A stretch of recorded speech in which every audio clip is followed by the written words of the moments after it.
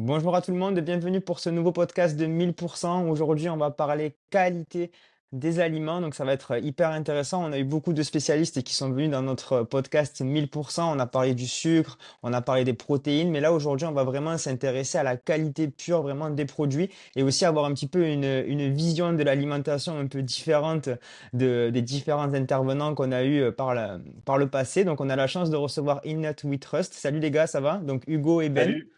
Hello, hello, merci de nous inviter. Et on est avec Pierre, bien sûr, de l'équipe 1000%. Ça va, Pierre, la Salut. forme? Ouais, nickel. Eh bien, aujourd'hui, donc, on va essayer de voir un petit peu, les gars. On va vous laisser vous présenter, bien sûr, au début pour que les auditeurs qui ne vous connaissent pas vous connaissent. On verra dans un premier temps votre vision de l'alimentation. Ça sera hyper intéressant parce que vous avez une approche un petit peu, peut-être pas particulière, mais qui correspond pas mal au siècle d'aujourd'hui et des nouvelles choses qui se font. Et après, on va essayer vraiment de venir au niveau de la qualité des aliments. On verra, on parlera des différentes familles, on parlera justement des sources de protéines végétales, animales, on parlera des produits laitiers, voir un petit peu votre opinion sur la question et choisir vraiment la bonne qualité. On verra bien sûr un petit peu aussi au niveau de l'assiette comment avoir un bol alimentaire dans un premier temps. Et après, on verra vraiment pour que les auditeurs aient plein d'astuces. Et quand on fait ses courses, on pourra facilement scanner les choses et se dire, ben, je prends tel lait, je prends telle chose. Ou est-ce qu'on prendra du lait ou pas? Ben, ça, on le verra. Donc les gars, je vous laisse vous présenter pour nos auditeurs de 1000%. Je vous laisse la parole. Ok. Merci pour l'invitation, c'est super. Donc moi c'est Hugo. Alors moi je suis ingénieur territorial, je travaille dans la fonction publique territoriale, je suis fonctionnaire et je tiens à le préciser parce que je suis pas du tout dans le milieu comme Benjamin donc de l'agronomie et de l'alimentation au sens large. Pour autant, moi je maîtrise bien tous les enjeux et c'est mon cursus de tout ce qui est en fait aménagement du territoire et effectivement quand on raisonne en termes de produits en entrée, ben, on est aussi obligé de raisonner en termes d'environnement, en termes de territoire, en termes de terroir, etc. Et c'est là où est ma valeur ajoutée. Euh, j'ai une forte appétence pour la nutrition depuis tout petit parce que moi je suis issu d'un département rural, donc la Corrèze, et je suis petit-fils d'agriculteur. Donc depuis tout petit en fait, j'ai été un peu élevé aux produits du jardin, aux champignons, aux fruits et aux légumes, voilà, qui viennent de la terre et qui suivent le rythme en fait des saisons. Ça, une petite anecdote qui me fait toujours rire, c'est que le McDo, j'ai connu ça assez tard parce que d'où je viens, il y en avait pas tout simplement. Et en fait, j'ai toujours eu donc du coup cette tendance à vouloir bien manger parce que j'ai vite compris que l'alimentation en fait conditionnait en fait son capital santé un petit peu.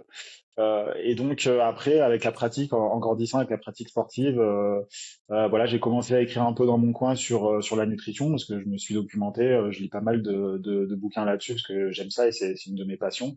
Et après, j'ai rencontré Ben en fait en 2017 dans une salle de CrossFit à Montpellier.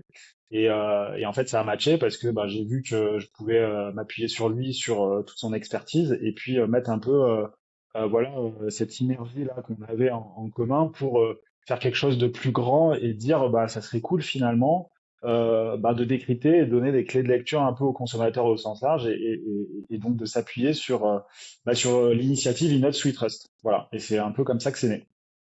Ben, moi je suis ingé agro. J'ai fait une première partie de carrière sur le terrain, donc c'est-à-dire en territoire tropical, plutôt Pacifique, Asie du Sud-Est, Antilles. En général, c'est dans des pays où il faisait beau et chaud pour travailler sur des thématiques qui étaient un peu particulières. Donc globalement, c'était sujet sur l'environnement, la préservation de l'environnement et les problématiques de non-respect des droits humains dans les plantations de canne à sucre, dans les plantations pour faire de l'huile de palme, du cacao, etc. Et depuis quelques années, moi, donc je ne travaille pas dans la fonction publique, je travaille dans le privé, parce qu'aujourd'hui, No Sweet Trust, on va y revenir, c'est une initiative qu'on fait en plus de nos vrais boulots. On est tous les deux ingénieurs, que ce soit dans le privé ou dans le public. Et à côté de nos jobs respectifs, on a créé justement cette initiative No Sweet Trust. Comme le disait Hugo, on s'est rencontrés et en fait, en parlant il y a quelques années, dans le cadre de notre pratique sportive, ça a très rapidement matché parce qu'on a des valeurs qui sont similaires. Et de potes, on est devenus associés et se dire pourquoi justement on ne commencerait pas à se poser des questions. Si on se pose des questions sur savoir ce qu'on a dans notre shaker ou dans notre bol alimentaire, je pense qu'on n'est pas les seuls à se poser des questions. Sauf que nous, on peut avoir des éléments de réponse. Pareil, j'aime bien prendre cette anecdote parce que c'est assez assez parlant. Je suis totalement nul en mécanique, mais alors vraiment, un joint de culage, je sais pas ce que c'est. Je suis très content qu'il y ait des gens sur YouTube qui montrent comment changer, ou même un mécanicien qui me dise, bah en fait, voilà, c'est comme ça que tu dois faire.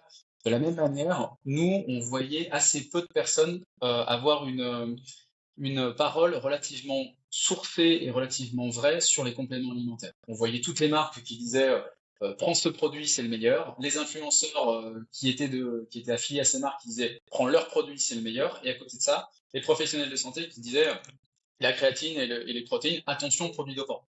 Entre les deux, il y avait un flou artistique et surtout les papiers scientifiques. Je pense que vous voyez un peu ce que c'est. C'est hyper intéressant quand on se met le nez dedans, mais c'est chiant à mourir si c'est pas bien vulgarisé. Donc, voilà. Comme le mécano, enfin la personne qui connaît rien en mécanique, elle n'a pas forcément envie de se plonger dans son moteur. Bah, nous, en fait, on se plonge dans les études scientifiques, c'est notre métier.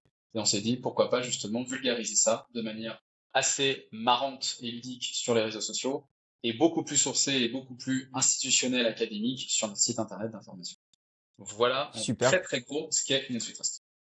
Ben, nous, on vous a rencontré, c'est notamment Max qui fait partie de l'équipe, qui n'est pas là aujourd'hui malheureusement, et qui nous a parlé de vous. Donc moi, je suis allé suivre. Et vous avez créé un scan, et je pense qu'on peut justement en parler. C'est l'occasion aussi lors de la présentation. Est-ce que vous pouvez nous expliquer un petit peu ce scan pour les gens, pour qu'ils puissent s'en servir aussi chez eux?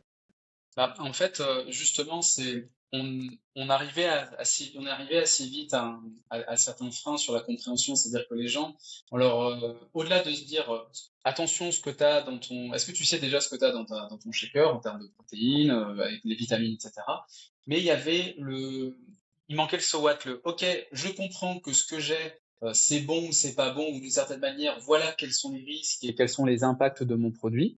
Ok, mais maintenant je fais quoi? Qu'est-ce que je prends? Et en fait, bah, quand j'y connais rien, comment je fais pour lire les étiquettes? Bah, du coup, on s'est dit, on va lire les étiquettes pour le consommateur. Et tout simplement, on a créé un algorithme qui permet de décrypter les étiquettes au regard de 40 indicateurs différents et répartis sous 4 volets différents. Donc globalement, on va donner un score à tous les produits de la nutrition sportive, tous les compléments alimentaires, de la protéine en poudre jusqu'à la barre protéinée, en passant par les vitamines, les minéraux, la phytothérapie, les huiles essentielles, enfin vraiment tout ce qui peut entrer dans le bol alimentaire d'un ou d'une sportive. Au regard de l'environnement, quel est l'impact environnemental de mon produit? Est-ce que mon produit est également éthique? Est-ce que je sais d'où ça vient, comment c'est fait, et est-ce que d'une certaine manière, j'ai pas, je sais pas, des enfants qui ont travaillé à l'élaboration de mon produit, ce qui est en général, il peut y avoir beaucoup de problématiques comme ça. D'un point de vue nutritionnel, bien entendu, bah écoute, est-ce que mon produit, qu'est-ce que m'apporte vraiment mon produit trivialement en termes d'apport en protéines, lipides, glucides, etc. Et enfin, d'un point de vue santé, on décorrèle la nutrition de la santé. D'un point de vue santé, quel est l'impact de mon produit? Je donne un exemple. Aujourd'hui, sur le marché du complément alimentaire, les marques sont très focus sur la partie nutritionnelle. On veut des produits sans sucre et sans gras pour avoir justement le meilleur taux de protéines. Ok, pourquoi pas sur le principe. En réalité, quand on va enlever le taux de sucre, on va artificiellement remplacer ça par des édulcorants de synthèse. Aujourd'hui, même s'il n'y a pas de consensus réel sur l'effet délétère sur l'organisme des édulcorants de synthèse, on a quand même de plus en plus de chercheurs, de métanistes qui pointent du doigt un danger potentiel pour notre corps sur une consommation à long terme. Donc déjà, il y a ça. Et si on enlève le gras, à l'inverse, on va mettre des texturants pareils qui sont potentiellement problématiques sur notre corps. Donc d'un point de vue nutritionnel, ton produit, il est peut-être, entre guillemets, nickel sur les protéines, mais d'un point de vue santé, bah, potentiellement, là, le bien-être et la performance que tu vas choisir, enfin, que tu vas essayer d'avoir avec ton produit, bah, c'est tout l'inverse qui va se passer. Et qu'à défaut d'avoir de la performance et du bien-être, potentiellement, tu peux vraiment avoir des vraies problématiques au niveau de ton corps. Et Super. c'est Et une des pour les raisons autres, pour lesquelles... Pardon. sinon, t'inquiète. Et justement, pour les auditeurs qui veulent tester votre scan, comment ils peuvent le faire? Du coup, on mettra bien sûr un lien de la vidéo, mais si vous pouvez brièvement expliquer Ouais. le mécanisme. Alors, que tu sois sur n'importe quel device, un smartphone ou ordinateur, tu peux, ou tablette, tu peux aller donc, sur le site masterclass.fr, tu as l'onglet Scanless, en fait, et là, tu vas avoir en fait un tableau où tu vas pouvoir choisir ton complément par typologie en fait de produit, comme l'a dit Ben, donc, par exemple barre protéinée, barre énergétique, protéines, etc. Et après, ou par marque, en fait, tu as deux types de filtres. Et ensuite, en fait, ça va te classer les compléments en fonction d'un score. Et le mot score est très important parce que c'est un score et pas une note. Pourquoi? Parce que, en fait, nous, on dit pas au consommateur, ce produit, il a la noce de charbon, celle qui est au pied du podium qui pleure. Donc c'est un mauvais produit, il faut pas l'acheter. En fait, le but du jeu, c'est en fait de donner donc un score à un produit par rapport à un instant T, c'est-à-dire que la réalité du produit, parce que ben voilà la composition des ingrédients qui figurent sur l'étiquette produit, et parce que ben, toutes les informations qui sont divulguées par rapport à ce produit en termes de certificat, d'origine de matières premières, etc., qu'on peut trouver sur le site de la marque à titre d'exemple, ça va nous permettre en fait donc de remplir nos indicateurs, les ferments que j'ai dit précédemment, et donc de donner ce score. Mais ce score, en fait, il peut aussi évoluer dans le temps. C'est-à-dire que un produit qui a la noisette en fait de bronze, potentiellement, si la marque en fait elle s'engage dans un processus un peu plus vertueux, elle peut très bien ensuite, c'est un produit qui pourra très bien en fait gravir des marches et donc devenir argent ou même or. Nous, ce qu'on souhaite par rapport à ça, c'est dire bon bah voilà par un instant T le score tel qu'il est, et donc on montre aussi aux consommateurs que par exemple par rapport à une typologie de produit, une barre par exemple protéinée, bah, finalement, en fait, il va y avoir plusieurs barres protéinées de plusieurs marques différentes qui vont avoir le même score. Donc certes, il y aura nous on n'affiche pas le prix parce que c'est pas l'objectif, mais ça montre en tout cas aux consommateurs que en fait il y a pas mal de marques qui proposent en fait la même chose et peut-être de la meilleure manière, enfin d'une meilleure manière, d'une meilleure façon, parce que les recettes sont mieux, parce que côté éthique ils vont plus loin, etc. Et parce que globalement en fait l'entreprise elle s'engage dans un processus en tout cas beaucoup plus vertueux. Et c'est ça en fait qu'on souhaite mettre, qu'on souhaite pointer en fait du doigt avec notre outil, c'est que d'une part le consommateur pourra mieux choisir, mais d'autre part il sera plus conscient. C'est pour ça que souvent on parle aussi de super conscience. C'est-à-dire qu'il sera aussi conscient que bah, il y a beaucoup d'autres marques qui font des choses peut-être un peu mieux et que ça vaut peut-être aussi le coup pour respecter plusieurs critères notamment environnementaux, éthiques, etc., bah, de se tourner vers des plus petites marques parce qu'en fait, elles font les choses aussi bien, voire mieux. Voilà. Ouais. Merci les gars pour cette explication. Je pense que les auditeurs auront hâte de tester ça. On vous mettra les liens en description pour les auditeurs. Et on aurait aimé avoir votre vision de façon un petit peu générale de l'alimentation. Pierre, tu avais une question? Pour finir votre présentation, pourquoi avoir choisi la noisette Très bonne question. Je sais pas, pourquoi pas les noix d'Argenta pour la Corrèze pourquoi la noisette? Alors, c'est une très bonne Il y a des question. noisettes en Corrèze aussi. Hein. Des noisetiers, il y en a beaucoup, Il y a beaucoup. pas mal de noisetiers. Ouais. En fait, nous, on était un peu les vilains petits canards dans notre salle de CrossFit, dans le sens où on était quasiment les seuls à arriver à s'entraîner et ne pas avoir de shaker de whey avec nous, ou même de compléments X ou Y pour s'entraîner, des boosters, etc. En général, on arrivait, mais on se connaissait pas forcément au début, chacun avec sa poignée de noisettes, de noix, d'amandes, etc. Et puis c'était c'était notre collation à nous. Et c'est une amie qu'on avait en commun qui commençait à nous dire ah bah il y a les noisettes qui arrivent, etc. Et puis en fait de fil en aiguille, c'était ah bah vous croyez dans les noisettes, In Nuts We Trust est arrivé comme ça. D'une certaine manière, c'était aussi un truc un peu marrant de se dire que bah on aime bien dire que c'est aussi une graine qui est plantée. Donc c'est une petite noisette qui se plante donc c'est des idées qui germent. C'est aussi des notions qui commencent à arriver et qui se plantent si on tire le fil un peu de la métaphore dans les idées des gens et dans les comportements alimentaires. Et puis la noisette, c'est un truc un peu différent, un peu marrant. Voilà. Certains y voient une image un peu grivoise, pour pas dire un peu vulgaire. On n'est pas du tout sur cet objectif-là. Plutôt la petite graine voilà, qui va germer et qui va donner quelque chose de plus sympa. Voilà. Okay. Justement, tu parles de changer les mentalités. Du coup, c'est quoi votre vision à vous de l'alimentation et aussi d'une bonne alimentation pour la santé? C'est vrai que nous, 1000%, on est quand même plus dans une démarche santé, nutrition. Bien sûr, on a conscience de l'aspect aussi écologique, bien sûr, il y a aucun souci par rapport à ça. Mais c'est vrai que nous, on aimerait vraiment se contenter, peut-être pas se contenter, après, vous pouvez ouvrir, bien sûr, sur la vision, mais vraiment sur l'alimentation santé. Est-ce que pour vous, ça correspond à quoi? Bah, en fait, nous, notre credo, c'est quand on achète un produit, on achète le monde qui va avec. Et aujourd'hui, c'est assez difficile de décorréler d'une certaine manière la nutrition de la santé, de l'environnement ou même de l'éthique. Je m'explique. Quand tu achètes un produit, forcément, tu as toujours, au-delà du fait gustatif, forcément, à un moment donné, c'est quand même sympa de manger et tu manges, t'évites de manger des trucs un peu dégueux. Donc, au-delà de cet aspect vraiment gustatif, tu as aussi l'aspect de ce que l'aliment peut t'apporter à toi, en particulier quand tu es sportif, en termes de nutrition, peut-être pour justement une certaine performance ou un bien-être. À côté de ça, tu as le côté santé. C'est sur l'instant T, quel va être l'apport, encore une fois, protéines, macro et macronutriments. Sur le long terme, est-ce que cet aliment peut m'aider ou au contraire peut être un frein à justement d'aller vers cette performance-là ou en tout cas cette recherche de bien-être. Et si on tire le trait un petit peu plus loin, mais même sans aller trop loin, c'est aussi dans quel environnement on habite aujourd'hui et dans quel on vit. Alors c'est pas l'écologie en général, c'est vraiment ton environnement qui va influer aussi sur ton état de forme, ton bien-être ou ta santé en général. Donc forcément, si tu achètes des produits qui sont issus de parcelles traitées avec des engrais, des pesticides de synthèse, bah, d'une certaine manière, tu participes à un monde en fait qui sera de moins en moins respirable et vivable. Mais même si tu parles vraiment d'un point de vue santé et nutrition, bah forcément, si tu as une matière première de moins bonne qualité, la teneur en macro et micronutriments, que ce soit en qualité ou en quantité, sera également impactée. Donc c'est une des raisons pour lesquelles, alors on n'est pas des bobos écolos en disant il faut manger bio, on n'est pas des ayatollahs justement en disant on va marcher pieds nus, etc. et ça va être génial. C'est pas forcément ça. Nous, ce qu'on veut, c'est un monde qui soit le plus vivable et respirable demain.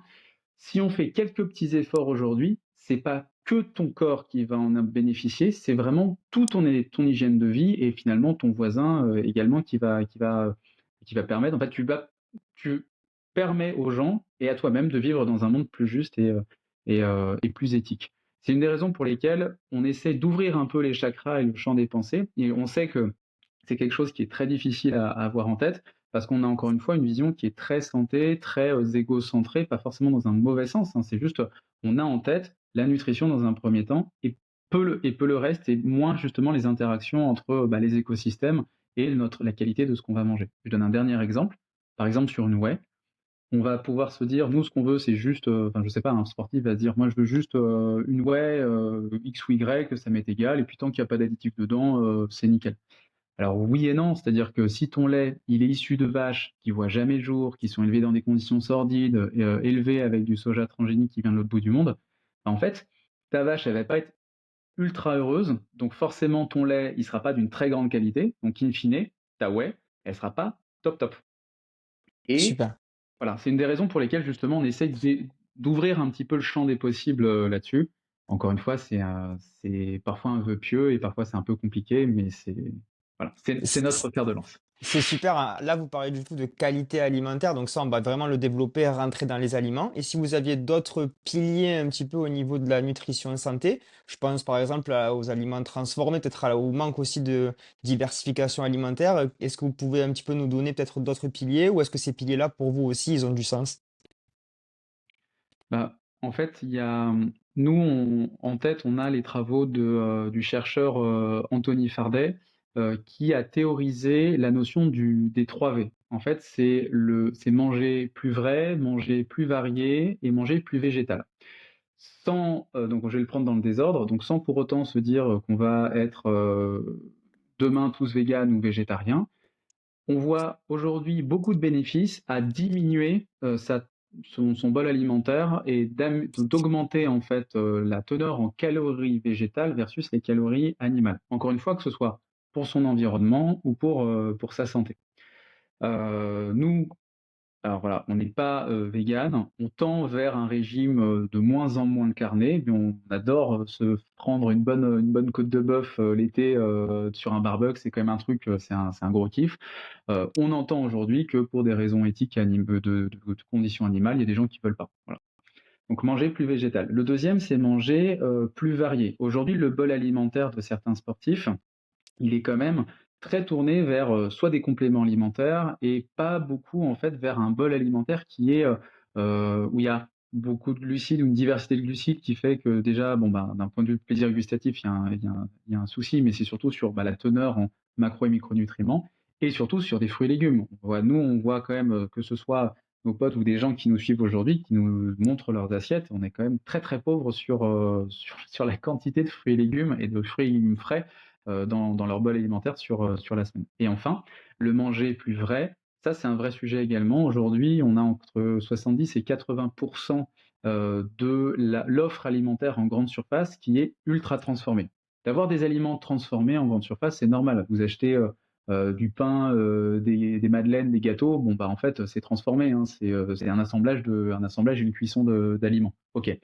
Mais derrière, aujourd'hui, de plus en plus, on va avoir ce même pain, ces mêmes gâteaux, ces mêmes madeleines qui autrefois étaient faits avec des ingrédients entre guillemets vrais, qui aujourd'hui, pour des raisons de coût, pour des raisons de praticité de l'industriel, ils vont remplacer le sucre par du sirop de glucose fructose, ils vont remplacer, je sais pas, une certaine farine par du gluten. D'une certaine manière, c'est des produits qu'on pourrait considérer comme étant naturels, mais il n'y a pas le gluténier sur lequel justement on va récolter du gluten, et il n'y a pas le fructosier sur lequel on va récolter le fructose. Ce sont des produits qui sont issus effectivement du monde végétal et de la nature, mais on les a accaparés, on a pété l'enveloppe justement, soit par exemple du blé, du maïs pour le sirop de glucose fructose, ou même du blé pour le gluten. On a extrait certaines molécules, et ces molécules, on les a mis directement dans une recette. Dans la nature, en général, le gluten, il n'est pas il n'est pas directement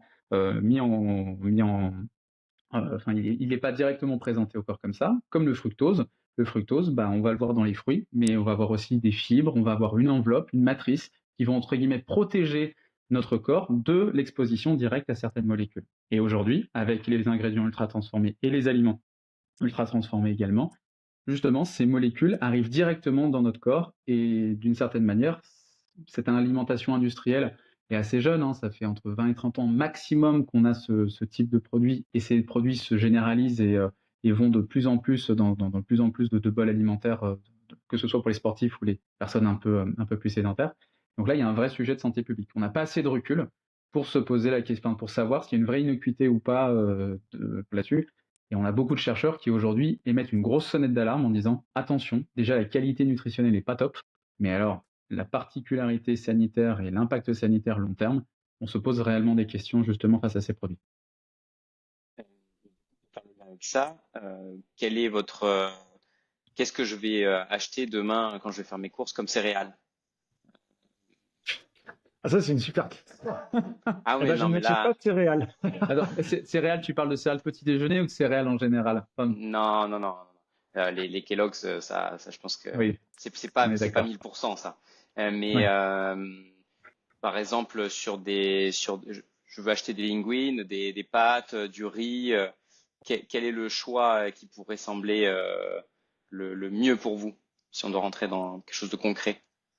Alors, euh, en va- c'est presque du cas particulier. C'est toujours, Hmm. enfin, c'est difficile de faire une réponse générale parce qu'en fait, ça va dépendre de plein de choses et de plein de profils différents. Il y a des gens qui vont être, par exemple, qui vont pas pouvoir manger trop de fibres parce que en fait, ils vont être plus sensibles à ce type d'aliment. Il y a des gens aussi qui vont vouloir aussi avoir une alimentation composée plutôt d'aliments à index glycémique modéré ou faible. Donc en fait, c'est pas toutes les céréales qui vont pouvoir répondre à ce critère-là. Donc en fait, la première réponse que j'ai envie de dire, c'est en fonction de tes objectifs, déjà, ça va te donner une première idée des aliments en fait à sélectionner en sortie.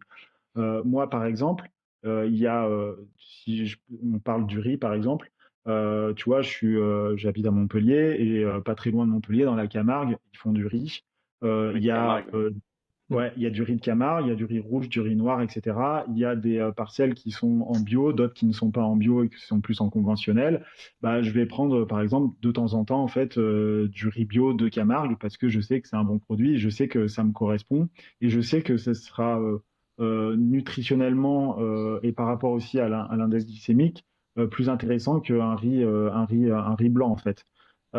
Mais ça, parce que je le sais, parce que j'ai découvert le produit, parce que je sais aussi que euh, il y a une saveur derrière cet aliment, derrière cette céréale-là, qui va correspondre à ce que j'aime manger de manière générale et ce que j'ai envie aussi d'apporter dans mon bol alimentaire, parce que bah, j'ai envie de prendre soin de ma santé, j'ai aussi envie de me faire plaisir. Et donc c'est un aliment qui s'inscrit en fait dans un objectif global. C'est ça que je suis en train de dire. Donc ensuite, pour le choix des céréales quand voilà, on va au supermarché, etc. Ben il y a ces deux critères pour moi qui sont importants. C'est déjà le critère plaisir parce qu'il faut aussi se faire plaisir. Mais c'est sûr que manger un plat de pâtes, parce que moi j'ai beaucoup fait de rugby. Nous, au rugby, c'était pas compliqué en fait, hein. Les jours de match, en fait, le midi, ils nous faisaient manger, c'est toujours des coquillettes ou des pâtes avant d'aller jouer sur le terrain. Mais en fait, ça, c'était en fait l'ancienne mode, enfin l'ancienne vue en fait nutrition, parce que je peux t'assurer que quand tu as mangé un gros plat de pâtes après aller faire des plaquages sur un rugby, c'est quand même assez compliqué. Tu as une espèce de poids en fait sur toi qui est assez engagé. Euh, pour autant, ce que je veux dire, c'est que là encore, c'est par rapport à son objectif. Donc, euh, il y a l'aspect plaisir, c'est-à-dire que tu parlais des linguines, etc.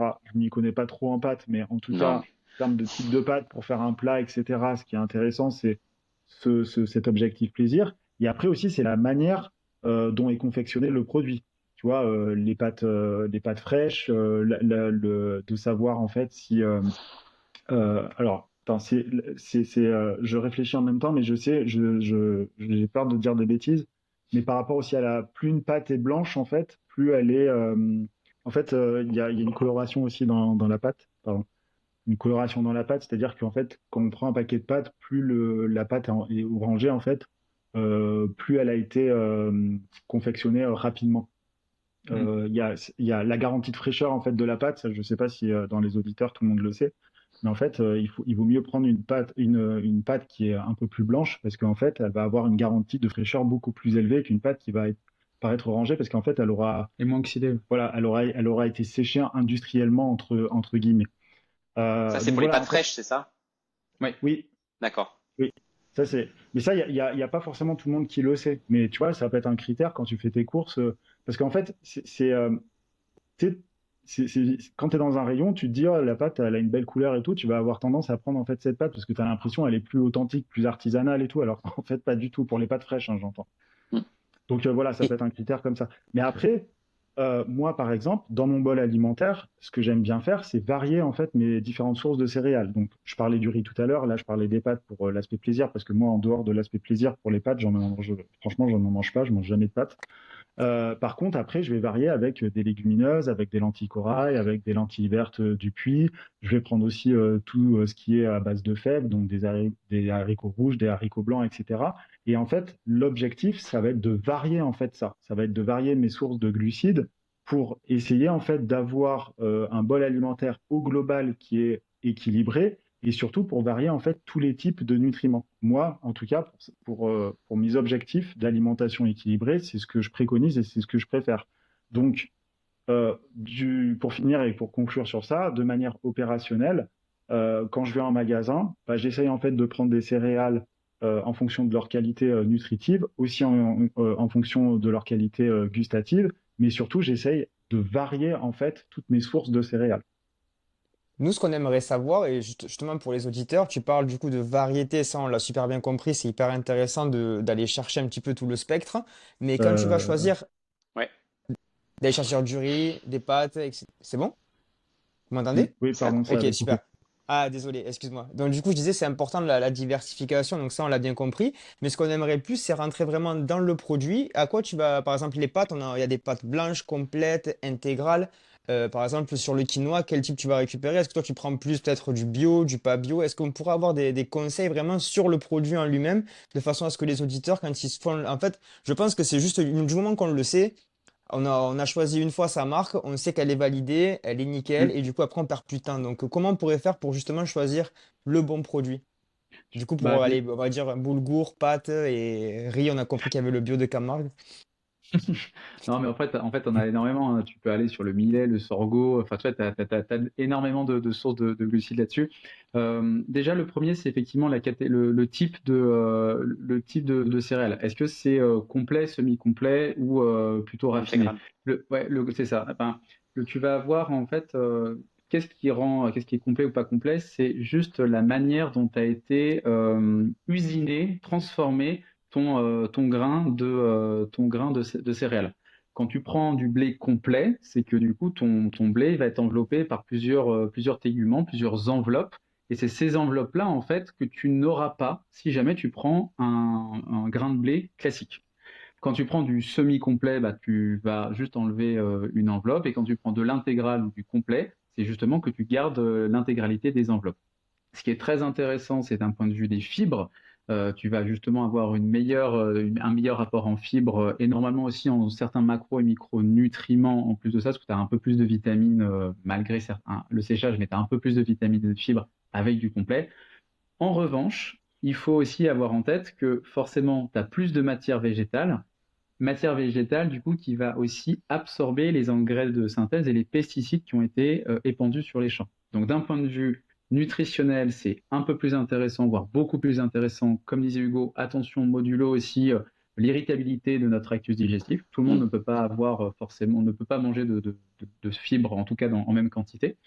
Donc c'est intéressant d'un point de vue nutritionnel, mais warning sur les résidus de pesticides et d'engrais qui peuvent rester, enfin surtout de pesticides, qui peuvent rester justement sur ces enveloppes-là.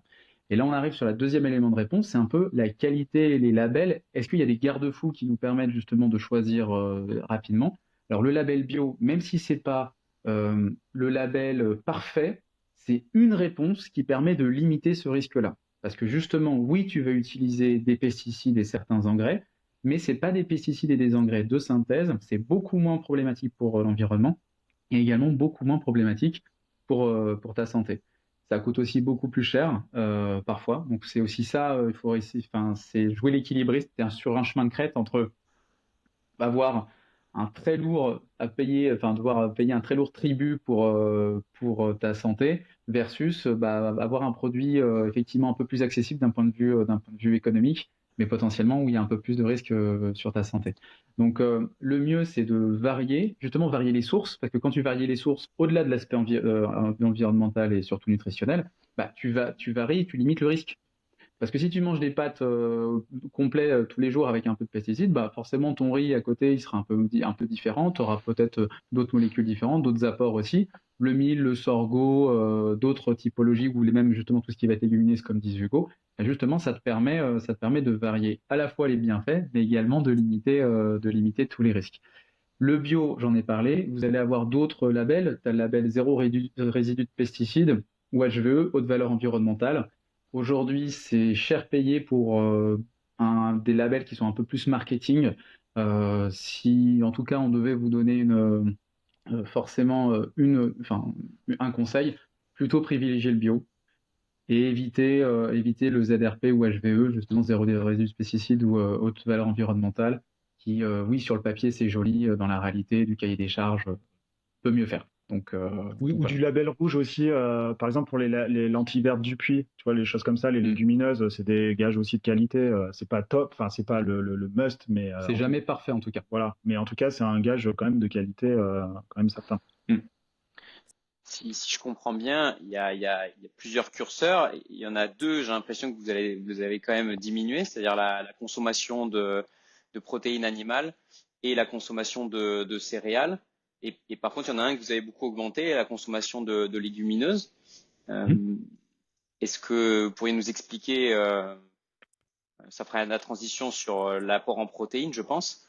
Est-ce que Ouais. vous pourriez nous expliquer un petit peu pourquoi? Alors, je tiens juste à préciser, j'ai pas forcément diminué la quantité de protéines animales. J'ai diminué fortement enfin en ce qui me concerne, hein, je parle pour moi là, mais D'accord. côté opérationnel sportif en tout cas, la protéine qui provient en fait de la viande. C'est-à-dire que je mange de la viande, comme disait Ben, voilà, de temps en temps, l'été avec un barbecue, c'est intéressant. Et même quand je vais au restaurant, j'aime bien manger une bonne viande, que ce soit de la viande rouge, de la viande blanche ou même du poisson. Ok. Par contre, moi, je suis très grand consommateur de protéines animales issues des œufs, en fait. Les œufs, j'en consomme 2 déjà tous les matins et en moyenne, je dois être à 3 à 4 par jour. Voilà. Et ça, depuis en fait des années. Alors là encore, c'est des œufs qui sont issus avec, comme disait Ben, il y a des garde-fous. Donc, c'est-à-dire que on privilégie les œufs d'élevage biologique, en fait, élevés en plein air, et en tout cas avec les œufs bleu blanc cœur, par exemple. On est ambassadeur bleu blanc cœur, mais c'est intéressant aussi parce que c'est une filière qui garantit le bien-être des animaux et des hommes. Enfin, il y a un cahier des charges en fait très Bertou nous en avait précis. parlé dans Mm. Voilà. dans un précédent podcast. Ouais. Donc, c'est un gage de qualité. Donc, ce que je veux dire, c'est que même moi, si t'as pas des œufs bio, tu prends des œufs plein air estampillés bleu blanc cœur, c'est très bien aussi. Mais donc, du coup, pour ça, c'est une bonne source en fait de qualité de protéines Hmm. et ça reste de la protéine animale. Mais par contre, effectivement, euh, dans une optique globale, et Ben le disait très bien au tout début, quand on achète un produit, en fait, on achète le monde qui va avec. Et le monde qui va avec, c'est pas juste un truc qu'on dit comme ça pour faire beau, en fait. C'est juste qu'il faut avoir conscience que l'acte d'achat, c'est aussi un acte politique, c'est-à-dire que tu soutiens en achetant des œufs à un producteur, eh ben, tu soutiens finalement le producteur, tu soutiens son activité, tu soutiens son travail, son savoir-faire, etc. Et c'est aussi intéressant aussi de reconsidérer son alimentation en fonction de tout ça et en respectant aussi ben, les saisons, les producteurs, les maraîchers, les producteurs de fruits, de légumes, etc. Et donc, et de céréales aussi, parce que je donnais l'exemple du riz de Camargue, mais c'est aussi intéressant de consommer du riz parce que c'est une bonne source de glucides, mais c'est aussi intéressant de consommer un riz qui vient pas de Thaïlande, tu vois, ou de Chine, je sais pas où, et qui vient en fait à quelques kilomètres de chez soi. Donc c'est aussi ça qui est intéressant dans la variété en fait du bol alimentaire. Ben en parlait, la règle des 3V, la vraie végétal Varié. et varié. C'est ça, en fait. Le varié, il est intéressant aussi pour ça, en fait. Mais vraiment. Et Et juste pour clôturer sur les œufs, excuse-moi, donc pour les gens qui prennent pas du bio, est-ce que par exemple le plein air, ça peut être un... Parce que souvent les gens, du coup, on va aller sur le plein air. Est-ce que vous avez, pour nos auditeurs, un conseil justement sur des œufs plein air? Parce que c'est vrai que le bio, c'est encore plus cher. Mais est-ce que du coup, plein air, ça veut dire aussi qualité ou pas spécialement? alors, deux éléments de réponse là-dessus. Déjà, le bio est pas. Quand on regarde le prix des œufs, le bio est pas forcément. Alors, le delta est pas forcément si important entre du plein air et du bio. C'est vraiment de l'ordre de quelques centimes par œuf. Et c'est vraiment, parfois, et sur certaines marques, on est 2 à 5 centimes. Bon, enfin, il y en a certains, effectivement, il y a certains industriels qui se gavent un peu, qui font. Mais on arrive à trouver aujourd'hui du bio relativement accessible, surtout sur un produit où justement le bio apporte un intérêt énorme. Pourquoi? Parce que le bio, en fait, au-delà du fait que ta poulette, elle se balade un peu dehors et elle voit l'air, donc forcément, ça s'agite un petit peu, elle s'agite un peu, donc forcément, si elle, comme je le disais pour le lait sur la vache, si ta poulette ou si ta vache sont en bonne santé, globalement, tout ce qui va arriver que ce soit la viande ou que ce soit les produits qui sont issus, ce sera d'un peu meilleure qualité. Et je te parle pas juste au goût, hein, c'est vraiment la qualité même nutritionnelle, macro et micronutrients. Sur le bio, on va aussi avoir un grain qui sera bio et plus intéressant d'un point de vue nutritionnel pour ta poulette, donc ton œuf aussi en sera forcément impacté positivement. Sur le plein air, il y a certains, ou même le bio, on va avoir certains éleveurs de volailles qui vont enrichir en graines de lin la ration animale de leur poule pour avoir des œufs qui sont du coup, qui ont un meilleur apport, entre guillemets, en très gros guillemets, en bons acides gras, les oméga 3. C'est ce que fait effectivement aussi, enfin, tous les bleu blanc cœur, D'accord. effectivement. Ça, c'est très intéressant. Et c'est une des raisons pour lesquelles on va plutôt dire aux personnes, peut-être sur certains fruits et légumes, privilégier peut-être le surgelé. On y reviendra sans doute après sur les catégories d'aliments. Mais peut-être là-dessus, ce sera peut-être un peu moins cher. Pour peut-être sur d'autres postes de dépenses, notamment les œufs, juste mettre littéralement peut-être 1 ou 2 euros de plus sur ta boîte de 12 ou 15 œufs. Parce qu'on n'est pas sur un Ok. delta beaucoup plus grand que ça.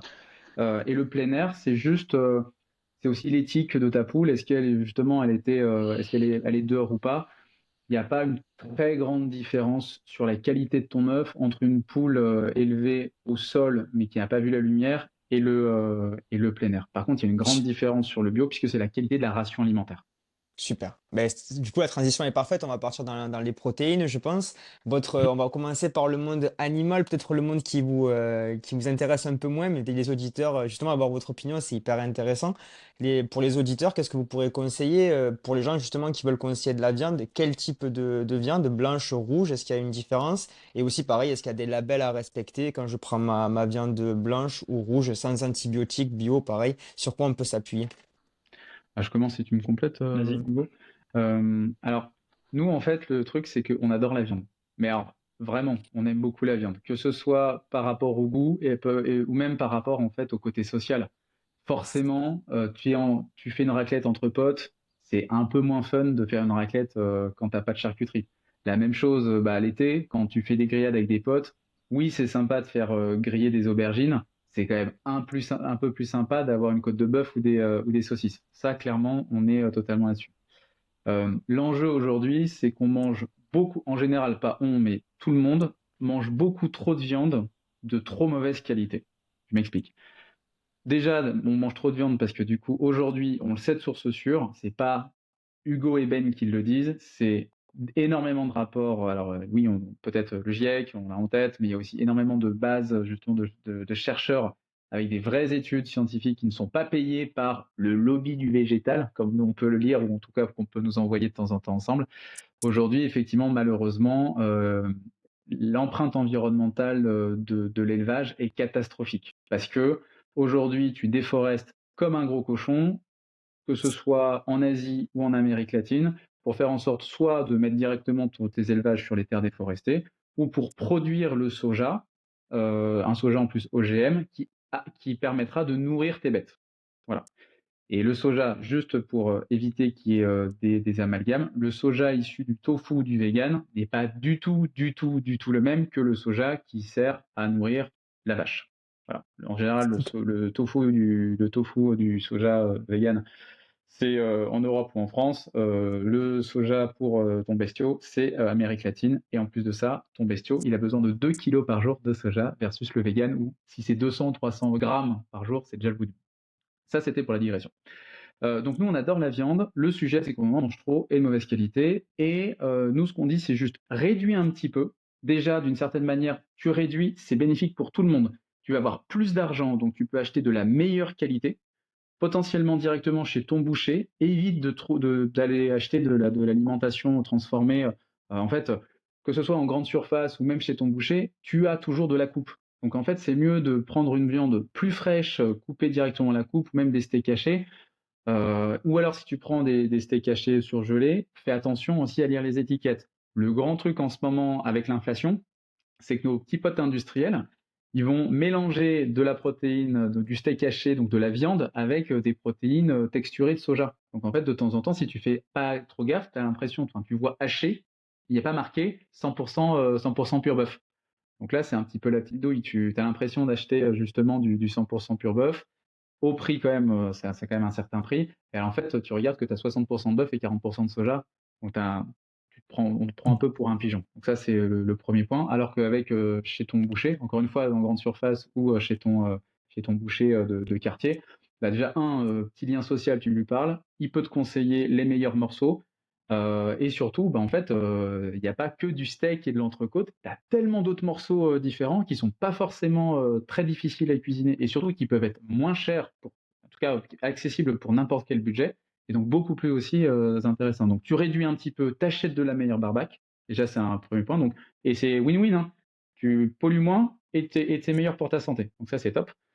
Et éviter aussi toutes les spécialités, certaines spécialités charcutières, en tout cas à outrance, à cause potentiellement justement des sels nitrités. On parle beaucoup justement des nitrites donc dans certaines charcuteries, dans certains saucissons. Aujourd'hui, il y a une grosse problématique qui est avérée, hein. Enfin, c'est pas nous qui le disons encore une fois, hein, c'est le CIRC, donc c'est le Centre international de recherche contre le cancer, qui montre justement qu'il y a des corrélations entre les nitrites et le développement de certains cancers.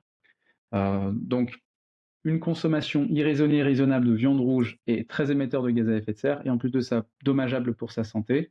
Notre conseil, c'est d'en manger un tout petit peu moins, de manger de la vraie viande justement qui est coupée devant toi ou avec des spécialités bouchères hyper intéressantes et éviter les produits industriels. Vas-y Pierre. Label rouge, viande de pâturage. Qu'est-ce que j'achète parce que pareil, moi je vais aller faire mes courses tout à l'heure là. Et...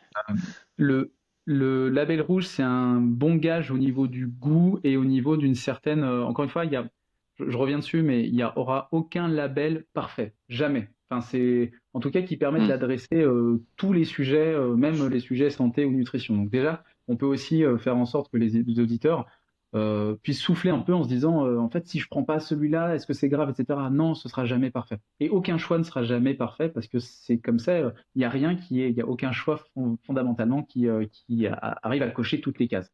Et tu seras Label jamais dans rouge, les tables, de toute façon. exactement, en plus. Donc, le mieux, tu vois, c'est d'essayer d'éviter la grande surface et d'avoir un agriculteur ou un éleveur que tu connais, pas forcément qui est à côté de chez toi, mais que tu connais, où tu sais comment il traite ses bêtes, tu connais la ration animale, comment les bêtes mangent, parce que c'est ça aussi qui participe à la qualité de ta viande, comment il traite la bête, encore une fois, c'est ça qui participe à la qualité de ta viande, et qui puisse t'envoyer une caissette. Donc, c'est lui qui abat sa bête ou qui fait abattre, il la découpe en morceaux, c'est mis au congélateur et il t'envoie des caissettes comme ça. Ça, c'est le must. Quand tu connais pas et que tu vas chez Leclerc ou chez Cora ou Carrefour, comme ça on en a cité 3 et comme ça vous n'êtes pas embêtés, on a cité des marques. T'inquiète. Bah là du coup effectivement, alors le bio pourquoi pas, mais là pour le coup des viandes bio c'est très cher et on peut se poser la question de la réalité vraiment de la pertinence du label. Parce que Sinon ça, c'est excuse-moi de te couper, mais une ouais. viande de bio, ça veut dire quoi en fait? C'est vrai que autant sur des légumes, à la limite, on peut savoir, mais ça veut dire quoi? Ça veut dire sans antibiotiques? Est-ce que bio également pas d'antibiotiques ou pas spécialement? C'est moins antibiotique, systématique. Voilà, pour reprendre la Ok. pub. Mais normalement, en fait, dans le conventionnel, il y en a certains il y a des éleveurs, leur objectif, et on leur jette pas la pierre, hein, c'est juste qu'ils sont dans un système productiviste. Donc en fait, il faut qu'ils vendent, ils ont des crédits à rembourser, ils ont une ferme à faire tourner, donc il faut que leurs vaches ou leurs porcs ou leurs poulets, en fait, bah, soient jamais malades. Donc en fait, directement, en fait, quand ils sont petits, dans la béquée, bam, tu fous des antibiotiques, comme ça, tu es sûr qu'ils sont jamais malades. Dans le bio, tu peux en utiliser si et seulement si c'est justifié. Tu as une problématique de grippe, notamment grippe aviaire, bah oui, forcément, tu vas traiter. Enfin, tu penses que tu as, un poulet ou une vache qui est malade, forcément, tu vas essayer de la traiter pour pas qu'elle crève ou qu'elle contamine les copines à côté. Donc, le bio, ça te permet d'éviter un usage outrancier d'antibiotiques. Ça permet aussi d'avoir une ration animale, une alimentation qui est bio, c'est obligé. Donc ça, c'est également pareil, ça permet de faire en sorte que ta vache ait une meilleure ration alimentaire. Donc pour toi, bah, in fine, ta qualité de la viande ou des produits laitiers ou des œufs, bah, ce sera amélioré aussi. Et surtout, ton animal a plus d'espace et va dehors. Et là, justement, Pierre, tu parlais de pâturage. Mm. Effectivement, quand tu vois viande justement issue d'élevage pâturé, c'est que l'animal a eu de l'espace, donc d'un point de vue bientraitance animale, c'est un peu mieux que d'être resté toute sa vie à pas voir le soleil. Et surtout, pareil, d'un point de vue nutritionnel, c'est plus intéressant qu'une vache mange de l'herbe grasse, fraîche, plutôt que du foin en fait, qui est peut-être est très intéressant aussi, mais c'est moins appétant et tout. Et donc, du coup, c'est une vache qui sera moins grasse et qui donnera une viande ou un lait ou des œufs de moins bonne qualité.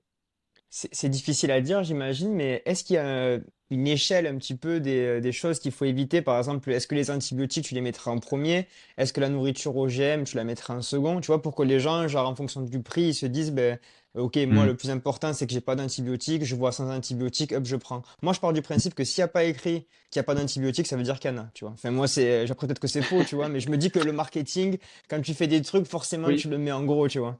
non, Donc, mais ouais, mais c'est un peu vrai. Je pense que le label rouge aujourd'hui, c'est un bon garde-fou de pas mal de choses comme ça. Encore une fois, le bio, je pense que autant sur les fruits et légumes, c'est directement pour ta santé. Je pense que pour la viande, j'invite tous ceux qui le peuvent au niveau de leurs finances à aller vers du bio. J'ai conscience que tout le monde, en particulier en ce moment où cette période d'inflation, c'est beaucoup plus compliqué. Donc là, pour le coup, je serai beaucoup plus mesuré sur le bio. Sur les antibiotiques, forcément, si tu vois bien en très gros, pas d'antibiotiques ou pas utilisation d'antibiotiques de manière systématique, bah top.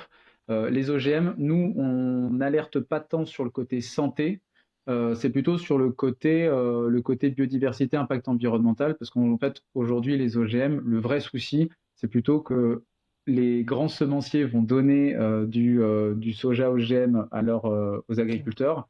Et en fait, ils vont tous les ans devoir acheter les mêmes semences pour espérer avoir des rendements. Et ces rendements ne sont jamais là. Et en fait, les semenciers continuent de vendre des choses qui sont plus ou moins inutiles. Et c'est ça un peu le vrai problématique aujourd'hui des OGM. C'est un outil, hein, l'OGM. c'est un marteau ou un tournevis. Tu peux pas être contre un marteau, c'est pas possible. En revanche, tu peux être contre l'utilisation irraisonnée du marteau. Si c'est pour planter un clou, c'est ok. Si c'est pour mettre sur ton pote, c'est un peu moins ok, quoi.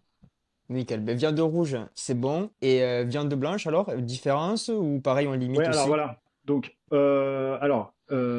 moi, j'ai tendance à dire, côté opérationnel, sportif, c'est tout ce qui, en termes de protéines animales, on consomme tout ce qui vole et tout ce qui nage. Donc, il y a tout ce qui vole, il y a aussi donc les volailles, donc tout ce qui est canard, voilà, etc. Les petites cailles. Les petites cailles, le pigeon, machin, ça dépend comment c'est cuisiné, c'est très Ouais. particulier. La bécasse aussi, je sais pas si des gens ont déjà goûté la bécasse, mais après si vous avez, on n'est pas obligé d'être chasseur, mais si vous connaissez des chasseurs dans votre entourage, le gibier en général, que ce soit de la volaille ou du gibier des forêts, c'est super intéressant aussi de temps en temps, parce que là pour le coup, c'est une viande sauvage, une viande en fait naturelle, donc là qui est garantie en fait sans OGM, sans pesticides, sans ce que tu veux, voilà. Donc ça c'est aussi super intéressant aussi de consommer de temps en temps parce que ça reste quand même cher, il faut aussi connaître, mais en tout cas c'est un bon filon. Et après tout ce qu'a dit Ben sur les labels, tu peux les appliquer sur la volaille quand tu choisis un poulet, une volaille, un canard, etc. C'est exactement en fait les mêmes problématiques. Enfin, tu me dis si je me trompe, mais c'est grosso modo, en tout cas pour le consommateur, c'est à ça qu'il faut réfléchir. Et après, pour tout ce qui est produit aussi issu de la mer, parce que les protéines, tu les trouves aussi dans tous les fruits de mer, tous les coquillages, etc.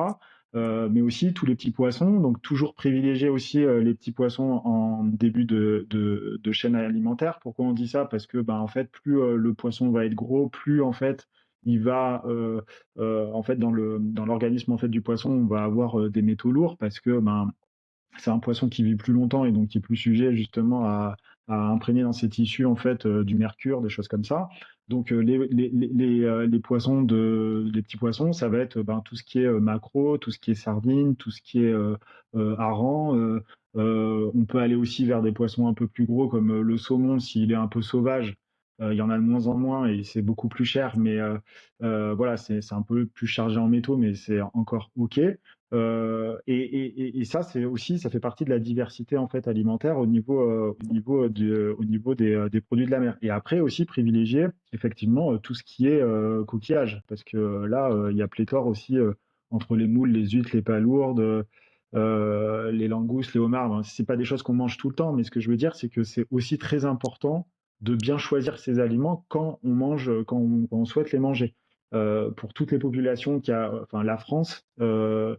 Trois quarts de la France quand même, voilà, c'est toute la côte atlantique, le nord, le sud, il y a il y a de la côte en fait, donc du coup, c'est facile en fait de connaître des producteurs, donc des pêcheurs locaux, etc., d'acheter directement à la criée, d'aller acheter ses dorades, son poisson, de ses coquillages, etc.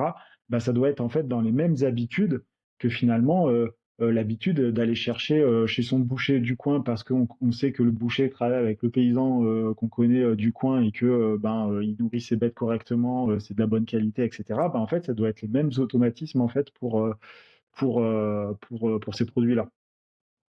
Et on a Juste, conscience que c'est pas, pardon, non, juste, on a vas-y, conscience vas-y. que c'est pas, on a conscience que c'est pas facile. C'est-à-dire que depuis 10 ou 20 ans, et c'est pas un mal, on a une accessibilité énorme, au niveau au niveau de l'aliment.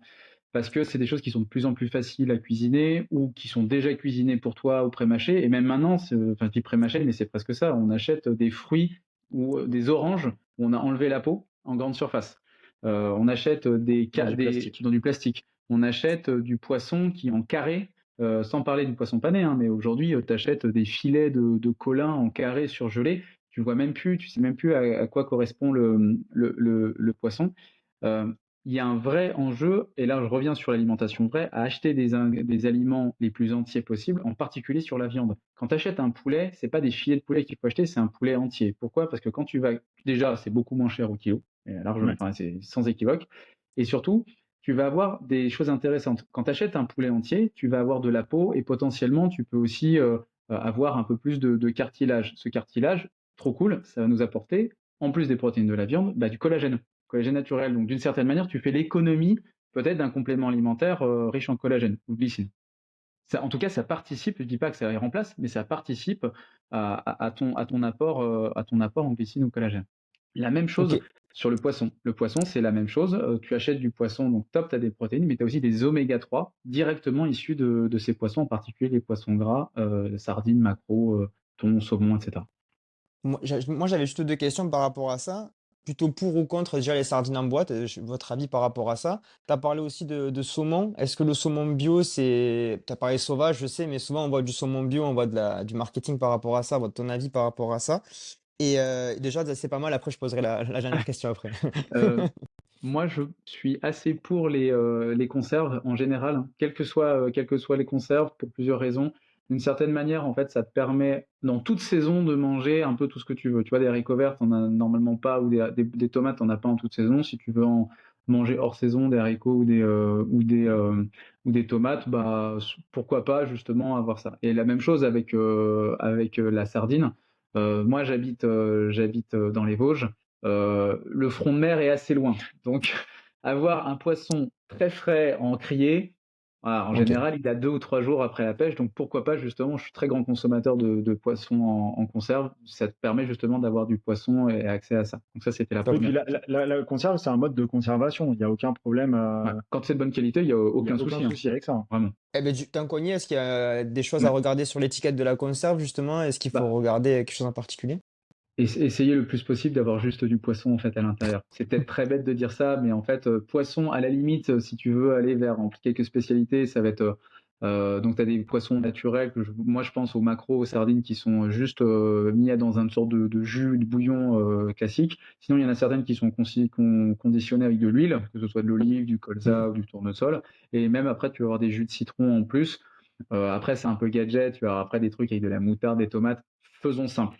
Faisons simple, Ok. naturel, huile d'olive ou citron. Et ensuite, c'est toi de rajouter des petites épices et des aromates. Ce sera beaucoup moins cher et meilleur parce que l'arôme tomate industriel, on n'est pas sur un truc extraordinaire non plus. Et tu avais une Top. deuxième question que j'ai oubliée. C'est sur le saumon. Juste le Sur le saumon saumon bio, bio. Ouais. qu'est-ce que ça veut dire en fait? Alors, en fait, le saumon bio, c'est forcément de l'élevage. Ouais, c'est forcément de l'élevage. Un saumon sauvage, en fait, tu peux pas. En fait, on est sur du sauvage, Mm. Hugo le disait sur de la venaison, enfin sur du gibier, tu n'auras jamais viande de cerf bio. Parce que quand c'est bio, c'est forcément ça montre en fait une certaine manière d'élever ou de cultiver. Ok. Donc voilà. Saumon bio, pourquoi pas? C'est toujours mieux qu'un saumon conventionnel, que ce soit pour ton corps ou la planète. Aujourd'hui, je ne sais pas si vous êtes au courant, mais en ce moment, les élevages, c'est un peu compliqué. Il y a des très grandes maladies au niveau et les saumons se portent pas très bien dans les élevages. Il y a des ravageurs, notamment des poux, parce que même les poissons peuvent avoir des poux, et ces poux-là, en fait, vont attaquer directement le museau, la face du poisson, jusqu'à lui manger les chairs. Donc là, vous pouvez regarder, je préviens, Les c'est pas vidéos sont sympas. ouais, c'est pas très rigolo à regarder, mais en fait, on a des poissons presque un peu zombies qui se font bouffer par des poux.